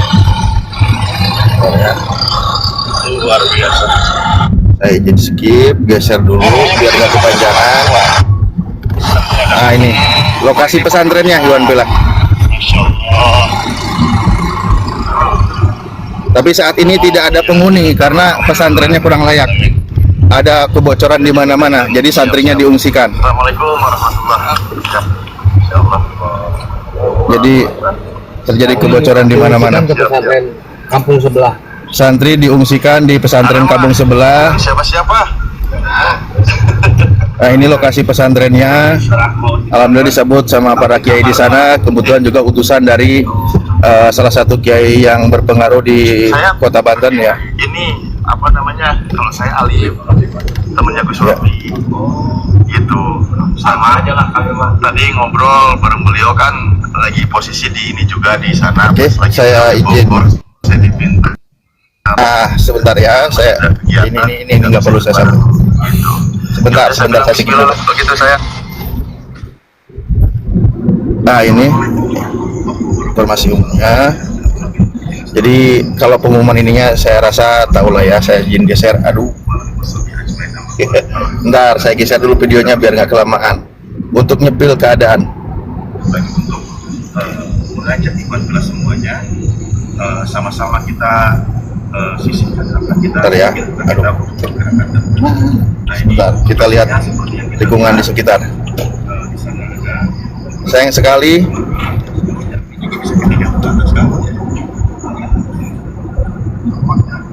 Ini semua bocor di sini, ya pada jebol plafonnya. Para santri tidak bisa nginep di sini karena musim hujan seperti ini. Kondisinya banjir tentunya mereka ya, banjir. Ya betul, daerah Baduy Luar. Di sini padahal sudah satu kampung itu mualaf, namun ternyata bisa kita sebutkan juga masuk zona merah ya, karena kristenisasi juga gencar di sini. Sudah ada beberapa keluarga yang kembali murtad. Termasuk nanti kita geser di situ sampai ke masjid, tetangga yang samping masjid juga ada 3 kepala keluarga itu dimurtadkan. Alhamdulillah gencar sekali memang ya. Ini keadaan santrinya kurang lebih 2 kamar gitu ya, daripada bocor. Sedikit lagi ya saya spill. Nah ini perjalanannya menuju ke masjid. Dan di depan nanti itu ada memang sempat juga dulu para misionaris, bahkan bekas tempat gereja di sini. Dibakar gerejanya sama warga. Dibakar? Dibakar. Dibakar gerejanya sama warga katanya. Dan dibeli itu sama salah satu agnia di sini. Dan si pesantren tadi sekarang udah ada misionaris yang nawar untuk jadian apa gereja perusahaan itu. Nah ini nih. Di bekas gereja yang sudah dibeli sama yang punya pondok pesantren. Alhamdulillah. Ini awalnya gereja itu dibeli sama yang beli tanah dan pondok pesantren di sana. Nah itu bangunannya, masjidnya di sana ada. Namun memang saat ini kan lagi terkendala ya, terkendala Ikhwan Fillah semuanya. Perlu kekompakan kita bersama. Ini dinullah memanggil untuk kemajuan umat di sana. Para mu'alaf di sana jangan sampai mereka ridah ya, atau kembali kepada kemurtadan. Jangan sampai seperti yang sudah ada di sekitarnya. Ini di sekitar ini, ada di depan masjid ini, posisinya rumahnya depan masjid, rumah besar.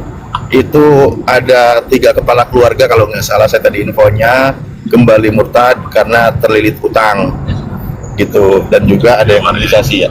Hamilisasi 1, terlilit utang 2. Oh, hamilisasi 1 dan terlilit utang 2. Jadi Ikhwan Fillah semuanya, ini saatnya kita bergerak bersama, bantu saudara-saudara kita yang sudah berada di jalan yang benar, yang satu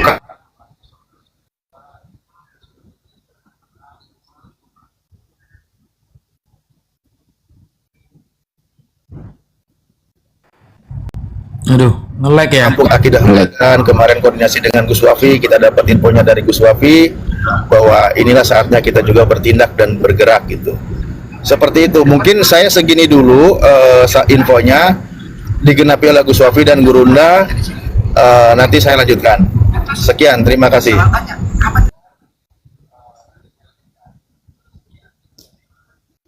Ya baik, sahabat-sahabat sekalian, Masya Allah, ini sifatnya himbauan aja sih kepada teman-teman sekalian, sekaligus salah satu misi dari lahirnya API adalah bagaimana membentengi akidah umat Islam dari gerakan-gerakan pemurtadan.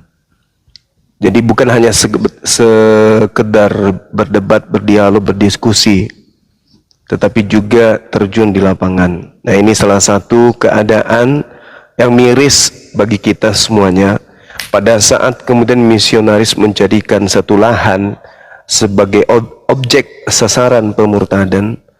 Siapa yang akan membangkitkan kemudian semangat Islam di wilayah tersebut kalau bukan kita?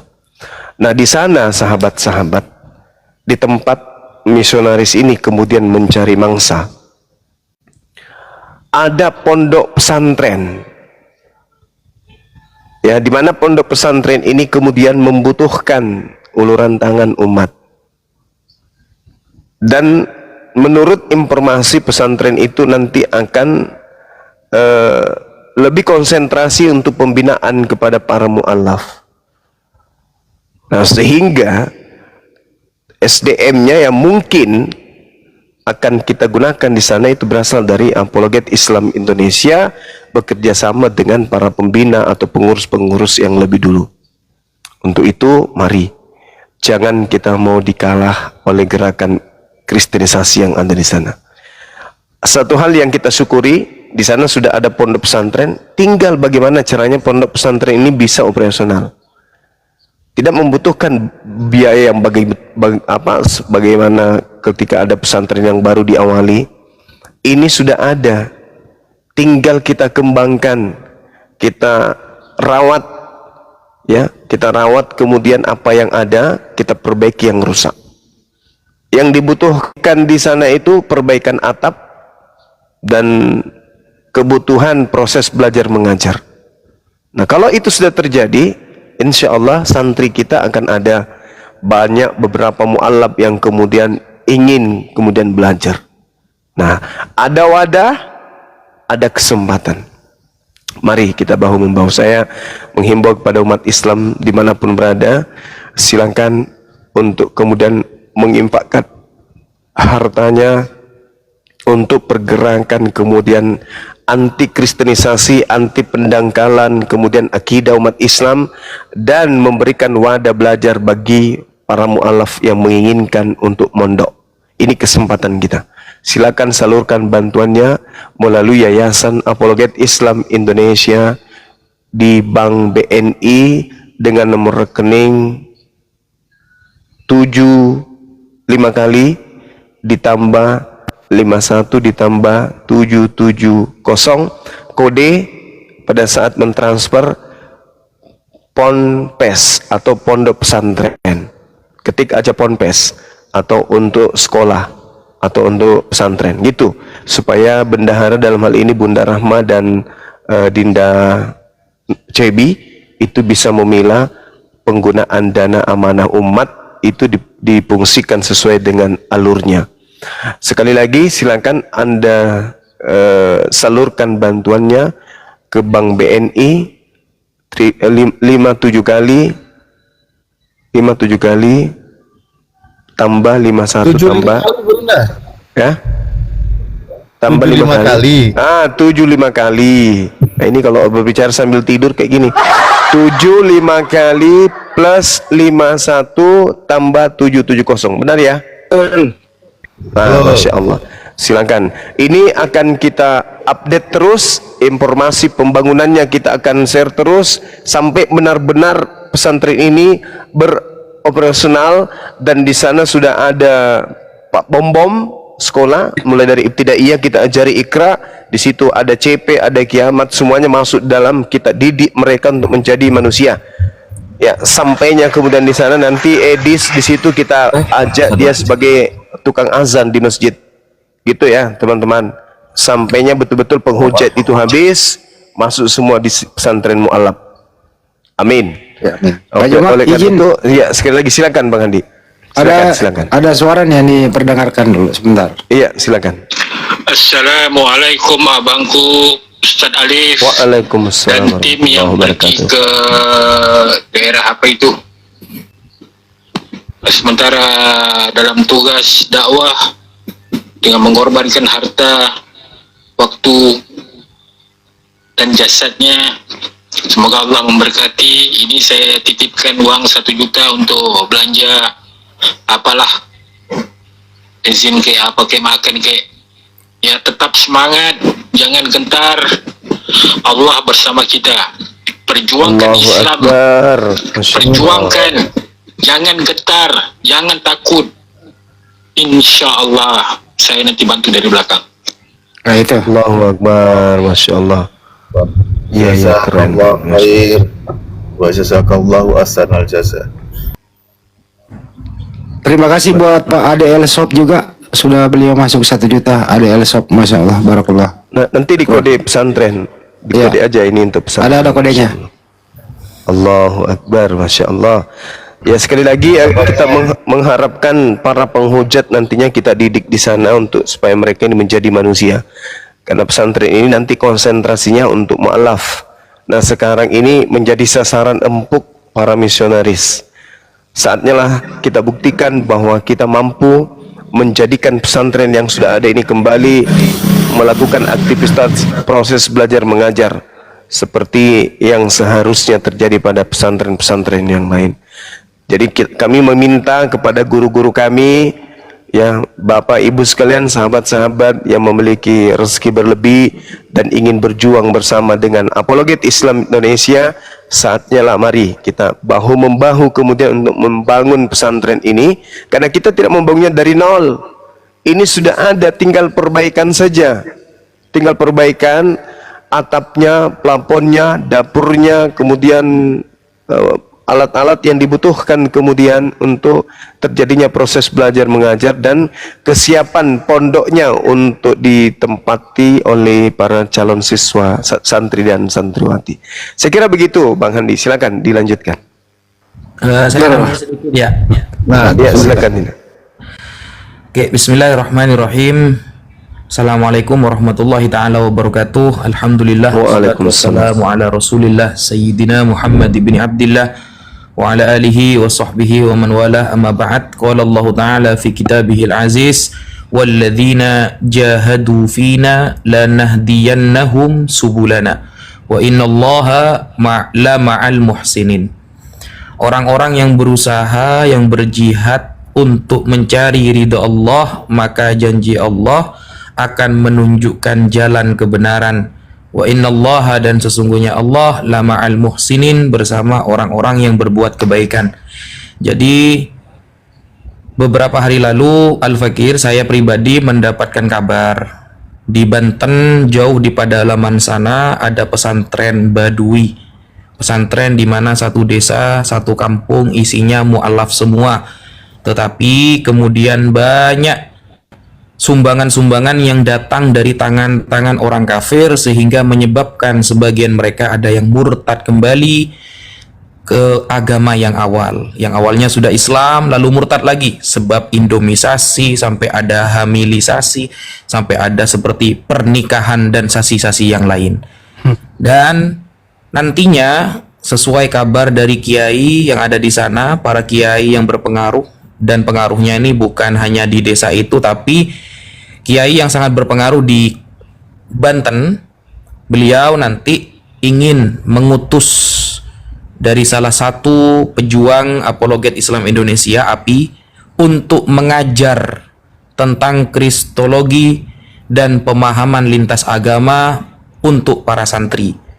Jadi nanti mungkin ada beberapa perwakilan, 1 bulan berapa kali kita akan masuk kepada pedalaman itu untuk mengajar tentang agama Islam, kebenaran agama Islam, dan kesesatan-kesesatan agama di luar Islam.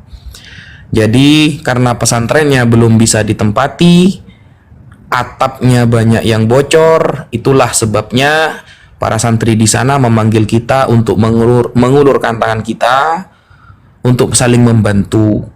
Dan insya Allah nanti kita akan selalu update, insya Allah, untuk update terus bagaimana nanti para santri mengaji kristologi, mengaji lintas agama, mengerti tentang Islam, bahkan Al-Quran.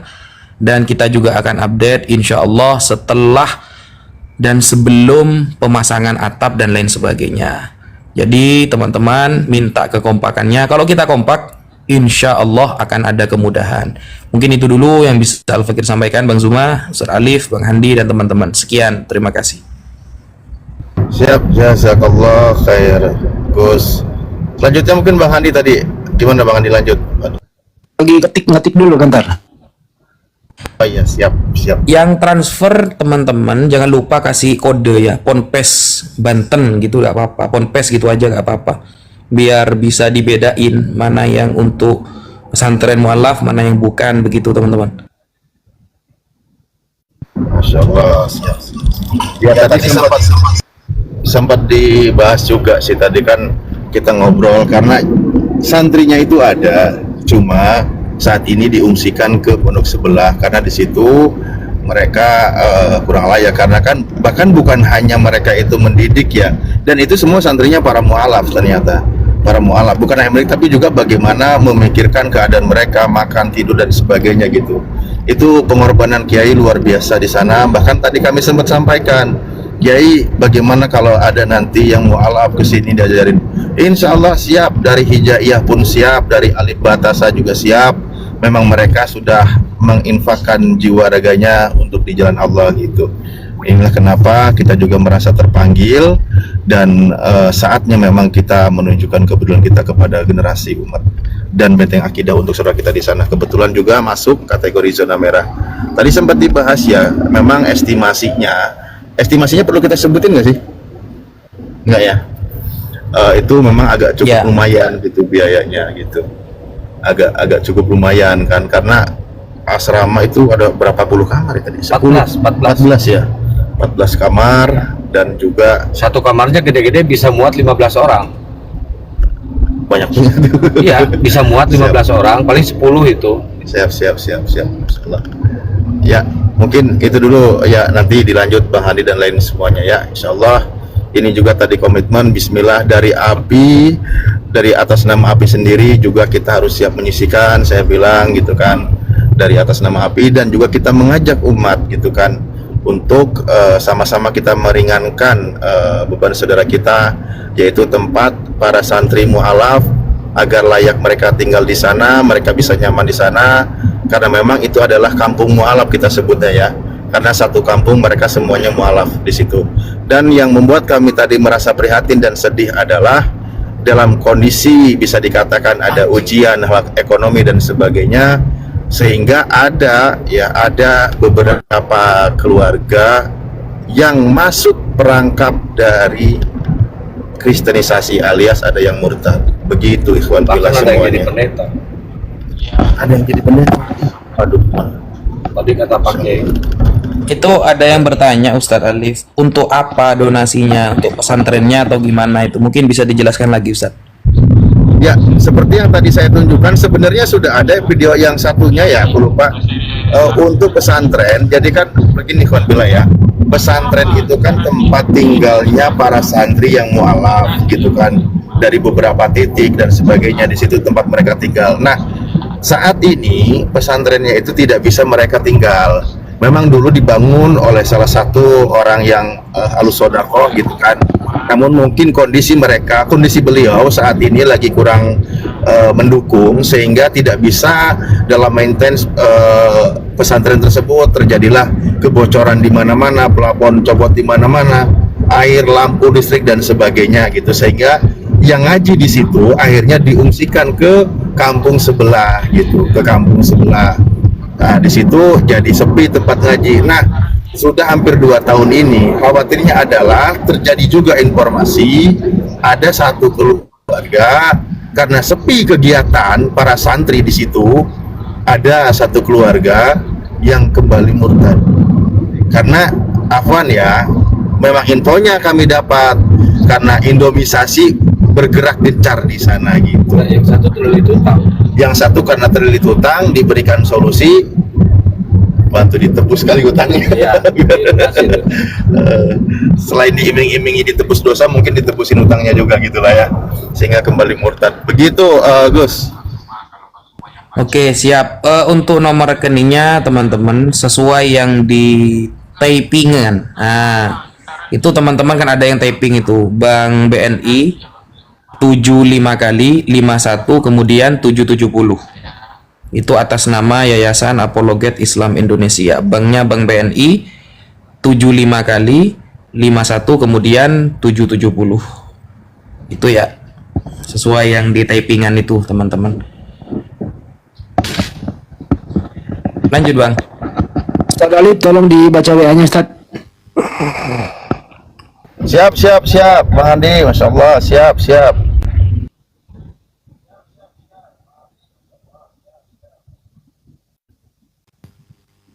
Oke, ada beberapa yang masuk nih, mohon maaf ya, nggak bisa menyebutkan satu persatu. Insya Allah Bunda Rama, Nona Cebi akan menghitung. Jadi semua yang saya terima bukti transfernya itu ada keterangannya buat ponpes. Jadi mudah untuk dihitung. Ini barusan lagi ada masuk dari Pak Eugene sebanyak berapa nih? 300.000. Barakallah. Syukron Pak. Saya masukkan dulu ke bendahara ya. Lanjut lagi. Sibuk lagi gua.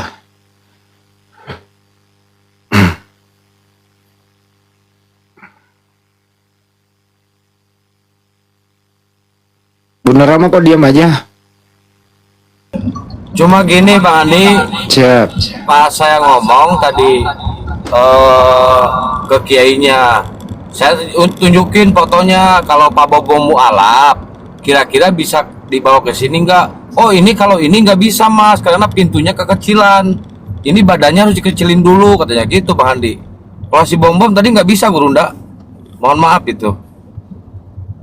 Pintunya kalau bom bagaimana sih lo? Mana muat pintunya? Mau rusak pintu pesantren kalau bom masuk.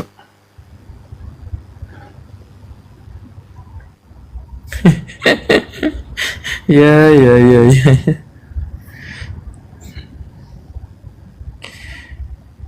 Lengannya seperti lengannya Pak Bombong lengannya Pak Bombong itu segede paha kita. Gimana pahanya? Nah, ayo lo, bayangin. Ya. Ya mungkin mau iklan dulu Bang Kaisar, silakan sebelum naikin noten.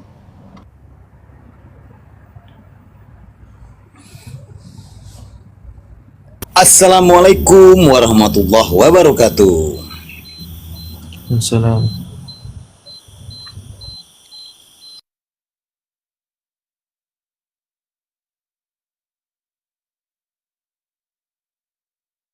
Baik teman-teman, untuk teman-teman saudara muslim dan muslimah, bagi yang mempunyai rezeki sedikit boleh menyisihkan langsung ke rekening BNI Yayasan APII ya.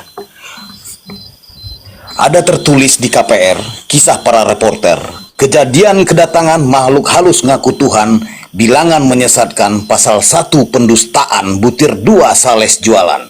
Inilah cerita penyesat kaum Farisi di balik penjara menulis bait puisi, berbekal dusta ilusi dongeng inspirasi dengan cerita skenario penuh kisi-kisi. Dengan tujuan menyesatkan umat manusia, menjual cerita kepada bangsa Yunani Roma, featuring kisah dewa dengan doktrin dogma menghasilkan warisan neraka di alam baka. Kafir sesat saat ini jadi pewaris, menjajahkan ajaran perkataan iblis, mencoba merayu dengan optimis, tawarkan bantuan sembako ekonomis karena tipu menipu tujuan misionaris. Dengan hadirnya kami, semoga berguna, mensiarkan tauhid perkuat akidah, mencerdaskan SDM generasi muda, memperkuat keimanan Islamiyah. 1000 macam godaan setan merubahkan kau punya iman. Seringlah membaca Al-Quran, jadikan engkau sebagai pedoman menuju surga yang Allah janjikan. Tujuan API memberi edukasi ukhuwah Islamiyah, memerangi kaum kafir, gibah dan fitnah. Dengan hinaan dan hujatan kafir sumpah serapah, kami perangi dengan risalah jejak Rasulullah. Allah memberikan lisan untuk kita menyampaikan dari segala larangan dan untuk keselamatan. Rasulullah selalu dan sering kali berpesan, sampaikan risalahku kepada kafir yang menyesatkan. Tidak ada satupun insan yang bisa melarang kami mensiarkan. Sekian, stay tune. Iya. Ya, saudara Untuk kita ini Bang Andi, izin ya bukti TF-nya mau dikirim kemana katanya? ke saya aja 0813. Teman-teman bisa DM ya, DM TikToknya Bang Handi, bukti Jangan DM Ustaz. TF-nya. No, langsung ke WA aja Ustaz. Ribet kalau DM.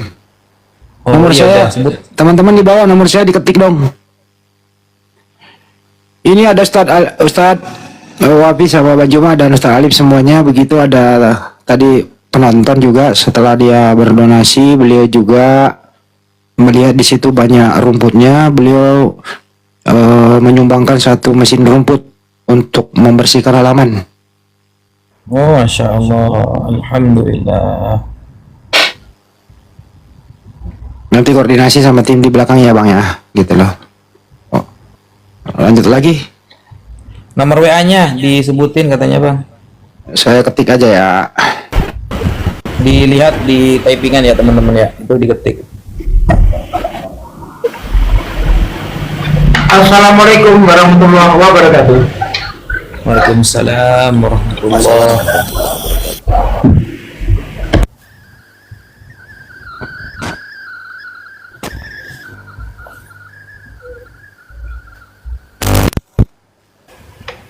Tes, gimana suaranya? Bagus, Halo? lancar Pak De. Mantap. Kok nggak ada suaranya? Sebentar, Ada Pak De. apa kabar?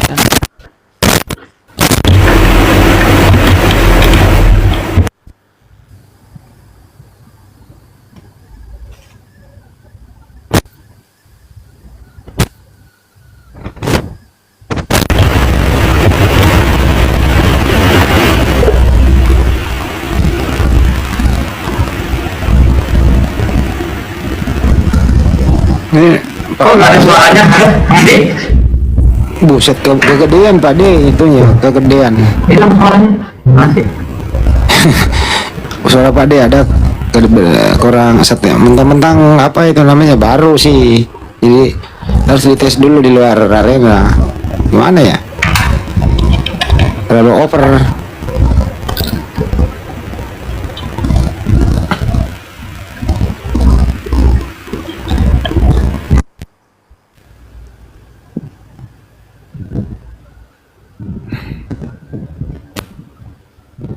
Bang Handi nomornya yang di belakangnya 800 ini ya? Siap, betul.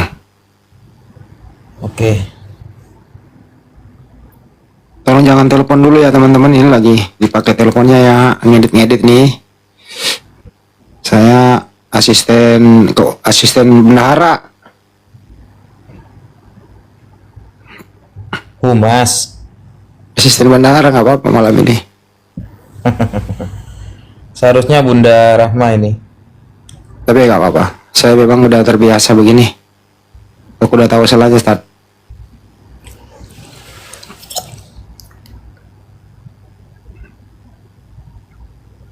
Ayo diisi dulu. Saya harus laporkan masuk.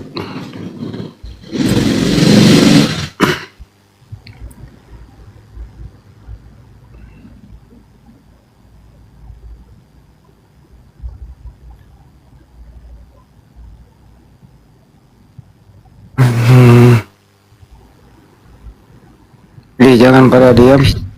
Diisi dulu saat Ya. kajian. Ya. Mungkin saya bantu kondisi pas waktu hujan itu kali ya, videonya Bang Andi. Ya. Maksudnya kan ini loh kenyataannya, dan alhamdulillah juga tadi kita kan ke sana, terutama info dari Gus Wafi. Gus Wafi juga dapat info dari ulama yang ada di sini agar kita ini juga turut sama-sama kita bergotong royong memperhatikan keadaan pesantren di pedalaman ya jarang tersentuh gitu kan, jarang tersentuh seperti itu. Dan kondisinya ini kalau kita lihatkan ya, perlihatkan kondisi pas lagi hujan-hujan gini, itulah kenapa santrinya pada diungsikan gitu loh. Santrinya pada diungsikan.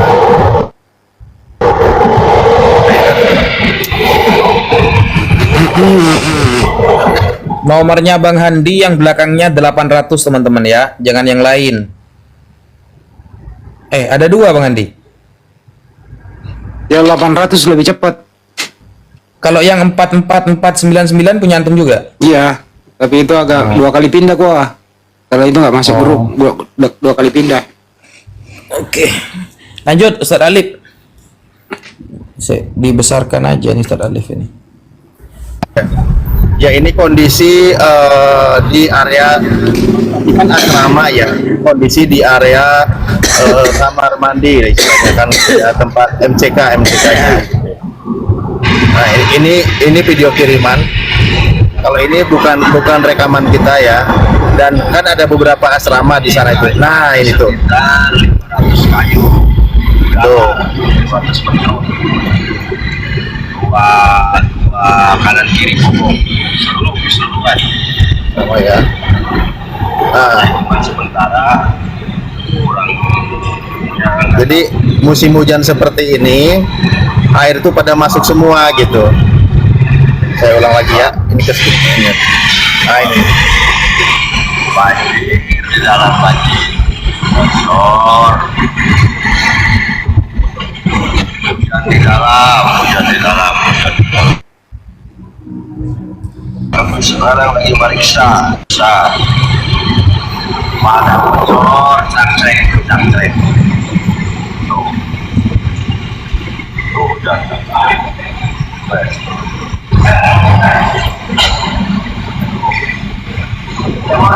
nah ini di dalam. Nah itu di luarnya. ini kayu aja Nah yang tadi kita itu ya, kita spill tadi. galar 200 meter dua kanan kiri pokok Oke, gitu.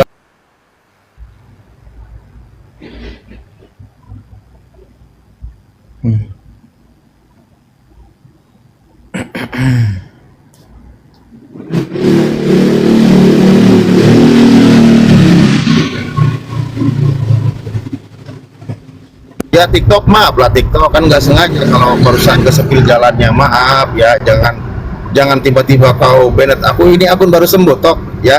Lanjut.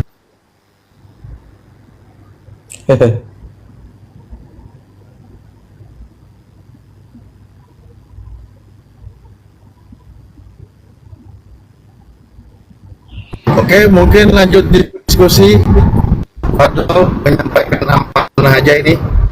Silakan, mana tadi Bunda naikkan konten Bunda.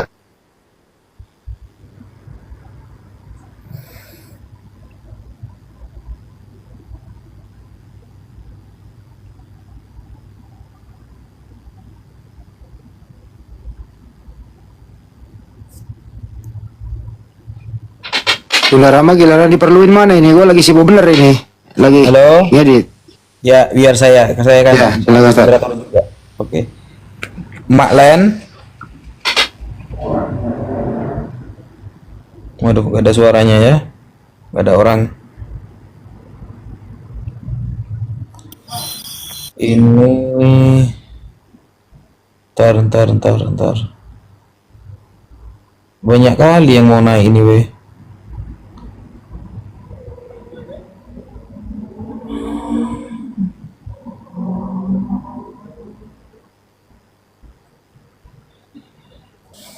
Ya. Ya, Ales, selamat malam. Ales Gilang, selamat malam. Oten Katolik. Kabar. Oten Kristen. Ya, selamat malam, Ales. Ya. Suaranya digedein dikit lah. Mau diskusi atau bertanya atau mau gimana? Silakan. Enggak, tadi itu belum kelar. Soalnya di sini kan tadi ada berapa orang, Mas. Ada berapa orang waktu Pak Ustadz ngomong kan tadi kan kita berbicara tentang Adam itu. Waktu Pak Ustadz ngomong Adam orang lupa ya, memang ada dalilnya. Nah, ini semua teman-teman di sini kan ketawa, makanya saya turun aja waktu itu. Nggak kondusif kalau saya buka moodnya. Gitu Pak Ustadz. Memang ada dalilnya Pak Ustadz. Kalau Adam itu lupa. Nah, orang-orang di sini kan ketawa dengar pernyataan itu Pak Ustadz. Nah, ketawa makanya saya turun, nggak pamitan itu. Kenapa kalian ketawa, ini masih diskusi. Cuman kan sekarang udah posisinya sendiri Pak Ustadz gitu loh. Jadi gimana Pak Ustadz? Tadi tentang Adam yang lupa, apakah keselamatan itu didapat dari lupa gitu loh? Itu Pak Ustadz. Silakan. Apanya keselamatan dapat dari lupa itu loh? Baju mau ada kak? Baju mau wanita? Gimana kalau gantian sekarang? Saya yang nanya kitab Anda. Lupa, maksudnya gini Pak Ustadz. Saya ngomong pernyataan keselamatan dapat dari lupa, karena kan Adam itu lupa sama janji Allahnya. Tapi Apanya Adam lupa dosa. sama janji Allah? Mana saya menarasikan lupa dengan janji Allah? Di surat Taha 115 kan di situ dikatakan Adam lupa sama janji Allah. Bukan janji Allah itu. Jadi Allah pernah bilang kalau jangan tergoda oleh iblis. Kan manusia lupa, kan biasa kan ada manusia punya sifat lupa. Kalau Tuhan lupa, itu yang bahaya. Yesus, Ya, apakah kan pernah artinya lupa? kan Adam lupa. Ya, manusiawi itu namanya juga manusia ada lupa. Tapi kalau Tuhan lupa, itu yang bermasalah, Mas. Oke, terus kalau Adam lupa itu kenapa dia mengaku dosa, Mas? Kan Loh, lupa kan sudah saya jelaskan. Saya malas mau menjelaskan sesuatu yang sudah saya jelaskan secara panjang lebar. Sekarang begini aja. Gimana kalau sekarang gantian saya bertanya kepada Katolik Anda? Siap, silakan. Ya, saya sekarang bertanya kepada Anda. Di dalam Katolik itu ada ajaran namanya beribadah Jumat Agung, mencium patung Yesus. Itu di mana perintah Yesus seperti itu? Itu tidak ada di Bible itu. Tidak ada di Bible. Berarti ajaran bidat. Bukan ajaran bidat. Kan dalam kekristenan itu kan ada beribadah, Mas. Kristen saja menentang mencium patung Yesus itu. Kristen aja menentang, Protestan. Kenapa Katolik mengadakan ibadah Jumat Agung mencium patung Yesus? Ajarannya mengambil dari ayat yang mana itu, Mas? Pernah nggak Yesus ngajari seperti itu? Soalnya kalau secara kan nggak ada dalil kan? Gak ada dalil. Terus solusinya gimana? Secara simboliknya itu memang karena kan segala kuasa kan di bawah kakinya Yesus. Itu secara Segala simbolik. kuasa di bawah kaki Yesus. Ya, segala kuasa. Patungnya. Kaki yang disimbolis di paku itu, Mas. Gitu. Ketika di kaki itu juga, mohon maaf, ada alat kelamin Yesus, apakah itu juga bagian dari Tuhan? Di kaki nggak ada kelamin, Mas. Nah, di sampingnya paha. Yesus tidak punya alat. Kalau Yesus memang Terus dia gunanya manusia. alat apa? Masa cuma buat aksesoris saja? Terus harusnya gimana? Ya enggak, gini loh. Di dalam Islam, sholat 5 waktu seumpama. Di hadis, di Al-Quran ada ajarannya. Sekarang gini, ketika Katolik mengadakan sebuah ibadah Jumat Agung dengan cara sampai mencium patung, itu ketika tidak diajarkan, itu kan namanya ajaran bidat, Mas. Berarti Katolik mengajarkan ajaran bidat. Apakah seperti itu? Terus kalau memang tidak bidat, dalil atas pengesahan sebuah ibadah itu dari mana? Dalilnya? Kan saya udah jawab. Kalau ibadah seperti simbolik-simbolik itu memang nggak ada dalilnya, Mas, di Bible. Kan ibadah simbolis. Nah, kalau terus? misalnya Pak Ustadz bilang kalau di Islam itu diajarkan sholat, kan pernah dikatakan sama Allah. Sholat kan 50 kali ketetapan dari Allah. Jangan Kalau kembali ke terjadi Islam 5 kali dulu. itu kan dibatalkan 5 kali itu kan itu karena Muhammad kan begitu Pak Ustadz. Itu jangan kembali ke Islam dulu, fokus kepada ajaran antum dulu. Tadi antum kan bertanya, saya menjawab dari A sampai Z. Saya tidak mengembalikan kepada pemahaman Anda. Sekarang hanya saya bertanya satu kali, ketika ada sebuah ajaran yang tak tertulis di dalam Bible, lalu bagaimana cara Anda membenarkan ajaran itu, ibadah itu, padahal gak ada ajarannya? Gimana itu cara membenarkannya? Kalau ibadah simbolis memang tidak tertulis secara eksplisit di dalam Bible, tapi semua simbolis peribadahan itu sebenarnya ada dalilnya sih. Misalnya Apa dalilnya? segala kuasa yang ditakluk di bawah kakinya itu kan. Itu Makanya kan ambil dari keterangan, Mas.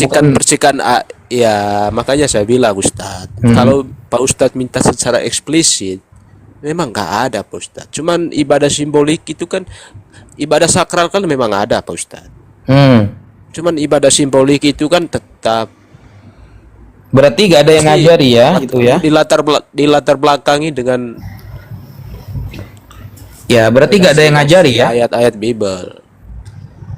Bukan Yesus, bukan murid Yesus juga berarti yang ngajari. Nah, sekarang saya tanya gini. Nggak ada. Bukankah di dalam 10 hukum Taurat dilarang beribadah kepada patung? Berarti Anda sedang menentang hukum Taurat, Mas. Di dalam Keluaran 20 misalnya, ayat ke-5, ke-6 dan selanjutnya. Janganlah membuat patung. 1, buat aja gak boleh. 2, yang menyerupai di atas langit dan di bawah bumi sekalipun. Janganlah kamu beribadah menyembah kepadanya. Maksudnya kepada patung. Itu jelas hukum Taurat. Nah, berarti Katolik menyalahi ketentuan Taurat. Apakah begitu? Kalau bicara Taurat, Pak Ustadz, gini aja. Pada prinsipnya Taurat itu seperti apa sih Pak Ustadz? Menurut Pak Ustadz, menurut kajian Pak Ustadz yang Pak Ustadz ketahui, pada prinsipnya Taurat itu seperti apa? Loh, Taurat itu disebutkan di dalam Mazmur 19 nomor 7. Hukum Taurat Tuhan itu sempurna, menyegarkan jiwa dan memberikan pemahaman kepada orang yang tak berpengalaman, saudara. Jadi, ketika Tuhan mengatakan hukum Taurat adalah hukum sempurna, maka lucu ketika ada salah satu ajaran Katolik yang kitab sucinya menempelkan paham itu kepada perjanjian baru, tapi malah tidak diikuti. Bahkan Yesus sendiri diutus bukan untuk menghapus dosa Taurat, bukan untuk menghapus kitab Taurat, tetapi untuk menyempurnakannya. Kan seperti itu. Gini Pak Ustadz, Memang ada dalil. Gus, kita 3 menit lagi nyampe Gus. Di mana? Ke tempat Gus. Oh, siap. Ya. Gini Pak Ustadz, memang ada dalil di kisah para rasul itu. Rasul Paulus itu sekiranya diinterpretasikan bahwa dia sedang membatalkan hukum Taurat. Kan ada begitu kan Pak Ustadz?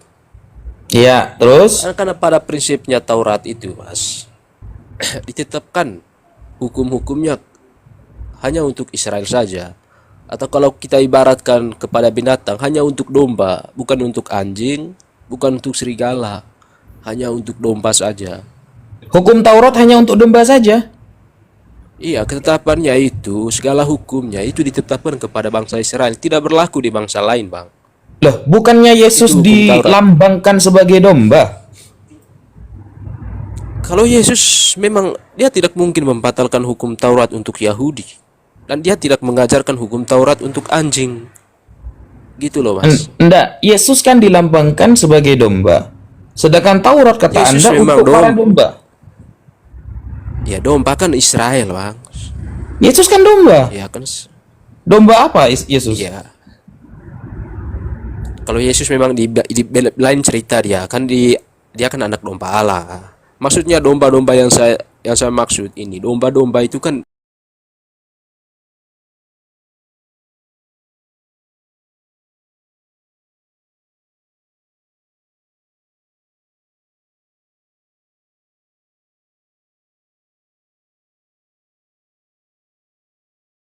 siapa? Nggak ada juga. Jadi begini loh Mas. Kalau misalnya begini Mas, sebentar. Kalau misalnya begini Mas, domba kan hukumnya nggak makan anjing, benar, karena dia makan rumput. Domba nggak makan babi karena benar dia makannya rumput. Nah, kalau anjing makan babi itu wajar. Tapi kalau anjing makan rumput itu namanya nyamar jadi domba. Gitu loh Bang. Berarti bisa ya dikatakan Beribaratkan. Yesus itu kan lambangkan domba tuh. Berarti boleh ya umat Islam mengatakan Yesus adalah binatang. Kalau Yesus memang dia disebut gembala domba atau Domba bukan gembala domba. Domba dia itu dinarasikan anak domba Allah. Berarti boleh nggak saya bilang Yesus itu sekali-sekali kan dia binatangnya mengaku Allah? dia gembala. Ya Memang enggak. di semua kalau memang karakter kitabnya Yahudi Mas, diibarat banyak perumpamaan semua. Manusia diibaratkan domba, binatang semua. Di luar itu diibaratkan binatang lain. Dalam pengajaran Yesus juga nggak pernah secara eksplisit, selalu pakai majas caranya, perumpamaan. Ya, makanya karena memang boleh itu nggak karakter sebutan- kitab-kitab Yahudi. Nah, sekarang saya tanya sama Pak Ustadz, boleh? Yesus adalah binatangnya Allah. Boleh nggak? Kan domba Allah. Boleh Pak Ustadz? Boleh ya? Sekarang saya tanya Pak Ustadz sekarang. Oke. Waduh, Tunggu dulu.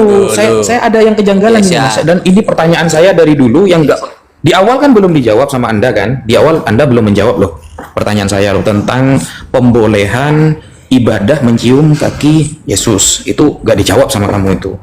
Anda cuma bilang ya Sudah sudah nggak jawab, ada. Berarti Pak kalau sudah Ustadz. nggak ada gimana itu?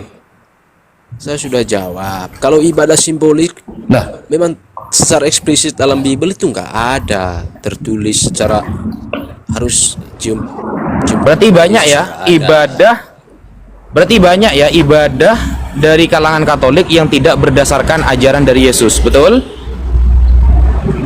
Bukan berdasarkan tidaknya dari ajaran Yesus, tetap latar belakang dari ibadah simbolik itu tetap Yesus Mas. Ya, berarti banyak ajaran dari Katolik. Itu kan salah satu.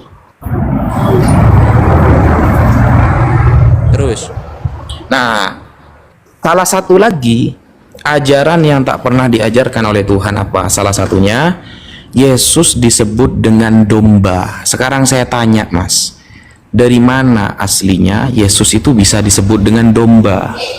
Dalilnya mana?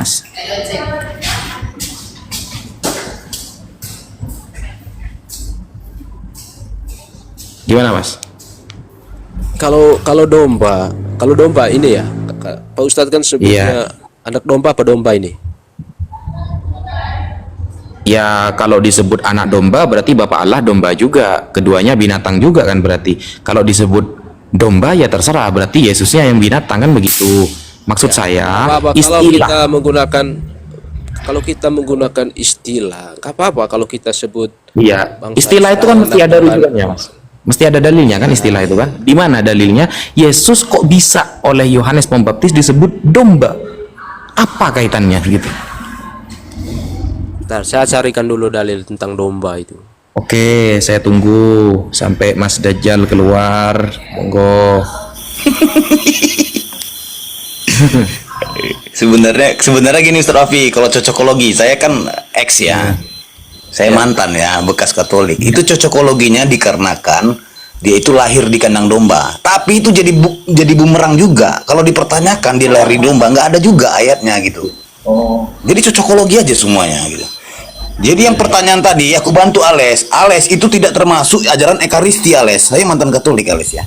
Tidak termasuk pengajaran Ekaristi. Jumat Agung itu adalah ajaran-ajaran gereja Ales. Kalau soal Katolik jangan saya di ini Ales, paham semua saya Ales. Yaitu kenapa Yesus ketika datang Yohanes Pembaptis langsung mengatakan ini anak domba. Kalau anak domba berarti Bapak dan Yesus domba, keduanya binatang. Kalau Yesus saja yang disebut domba berarti Yesusnya yang binatang. Nah, istilah kok bisa disematkan dengan nama binatang ini dari mana aslinya? Dalilnya gitu loh yang saya tanyakan. Di Perjanjian Lama kan ada Mas. Perjanjian Lama, mantap. Di ayat mana, saudara? Selamat kayaknya. Sebentar saya cari lagi dulu.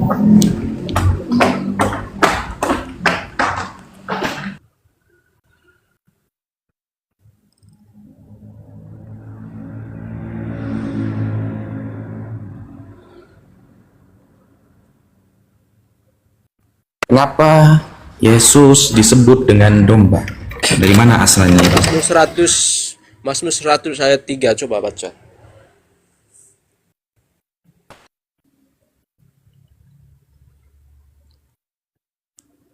Kalau domba itu memang dari sana ya. Disematkan kepada bangsa. Kalau menggunakan istilah itu memang sudah dari perjanjian lamanya itu. Ya itu ayatnya yang mana yang dijadikan dalil kenapa Yesus disebut domba gitu loh.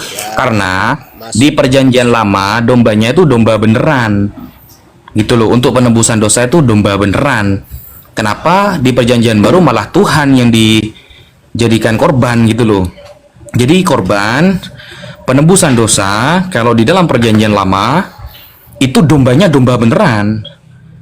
Jadi kalau dulu ada orang Bani Israel berdosa yang disembelih domba. Nah ini kok yang disembelih Tuhan gitu loh.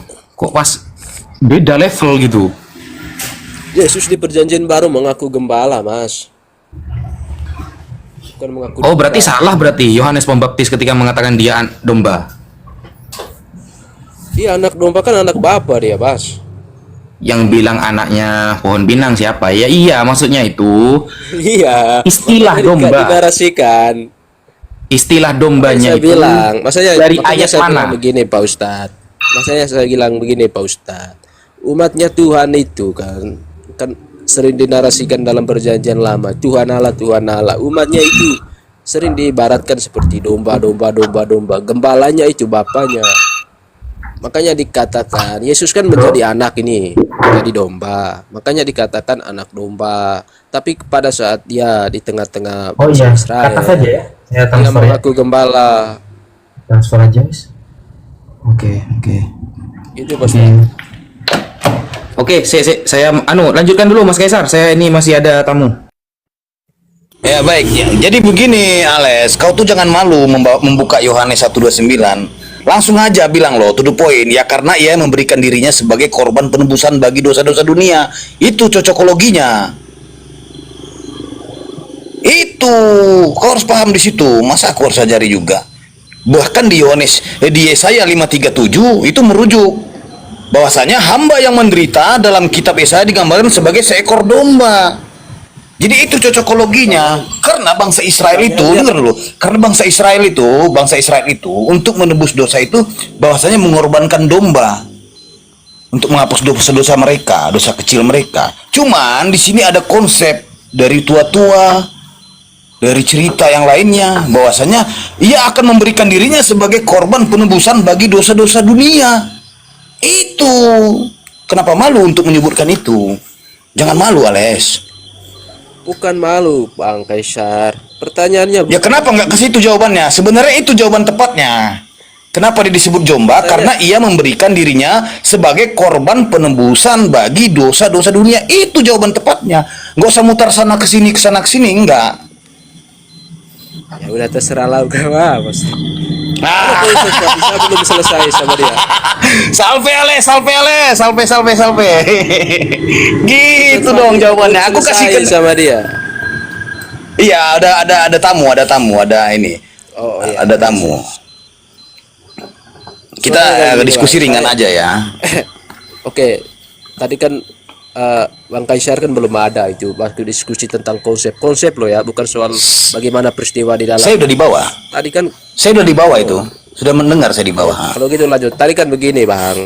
Kalau dalam kekristenan kan ada nama dosa varis karena Adam itu divonis kurang taat.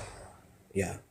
Divonis kurang taat, makanya dikatakanlah dosa waris. Terus Tuhan memberikan ketetapan kepada Adam ini. Ketetapan hukum yang diterima oleh Adam waktu dia jatuh dalam maut itu pertama itu makanlah kamu dari segala tumbuh-tumbuhan atau apapun yang ada di muka bumi yang bisa kau makan untuk memperoleh hidup. Kalau nggak mau ya udah mati. Tapi apabila Adam misalnya makan taat, makan normalnya 3 kali sehari, tapi Adam makan dari pagi sampai sore terus makan lagi, itu kelebihan overdosis taat. Tapi apakah dengan itu dia selamat? Kembali lagi pada ketetapan semulanya, yaitu tidak makan. Kan pada permulaan ciptaan kan Adam di surga ya untuk seperti malaikat. Malaikat kan nggak makan. Cuman karena dia jatuh ke dalam dosa, jatuhlah ketetapan bahwa kau harus makan untuk memperoleh hidup. Tapi tentang keselamatan beda lagi. Kan begitu. Makanya ada konsep usaha waris di ini di Bible kan. Kalau kamu nggak makan ya udah, kamu mati. Tapi kalau kamu makan bukan berarti kamu masuk surga lagi, kembali kepada permulaan. Enggak. Kamu harus makan hanya untuk memperoleh hidup. Sama seperti Taurat. Taurat itu bukan membawa keselamatan orang masuk surga, enggak. Hanya untuk memperoleh hidup saja. Misalnya ada sebuah cerita tentang Kefas di Kisah Para Rasul, Bang Kaisar. Di sana kan ditemui Kefas kan ini kan orang Yahudi. Dia makan dengan orang yang tidak bersunah. Bisa hidup nggak Kefas kalau waktu itu? Untung Rasul Paulus waktu itu kan udah bertobat dia. Dia tidak hidup secara Taurat. Di waktu itu kan salah Kefas kau. Sebentar. Itu salah kau, Dek. Salah, Dek. Kau bilang Adam dan Hawa tidak makan. Itu salah. Jadi di Kejadian 2, 16 sampai 17 dan Kejadian 3 sampai 6, Allah itu menciptakan Adam dan Hawa dan menempatkan mereka di Taman Eden. Allah memberikan Adam dan Hawa segala sesuatu yang mereka butuhkan termasuk makanan. Jangan kau sangkal ini.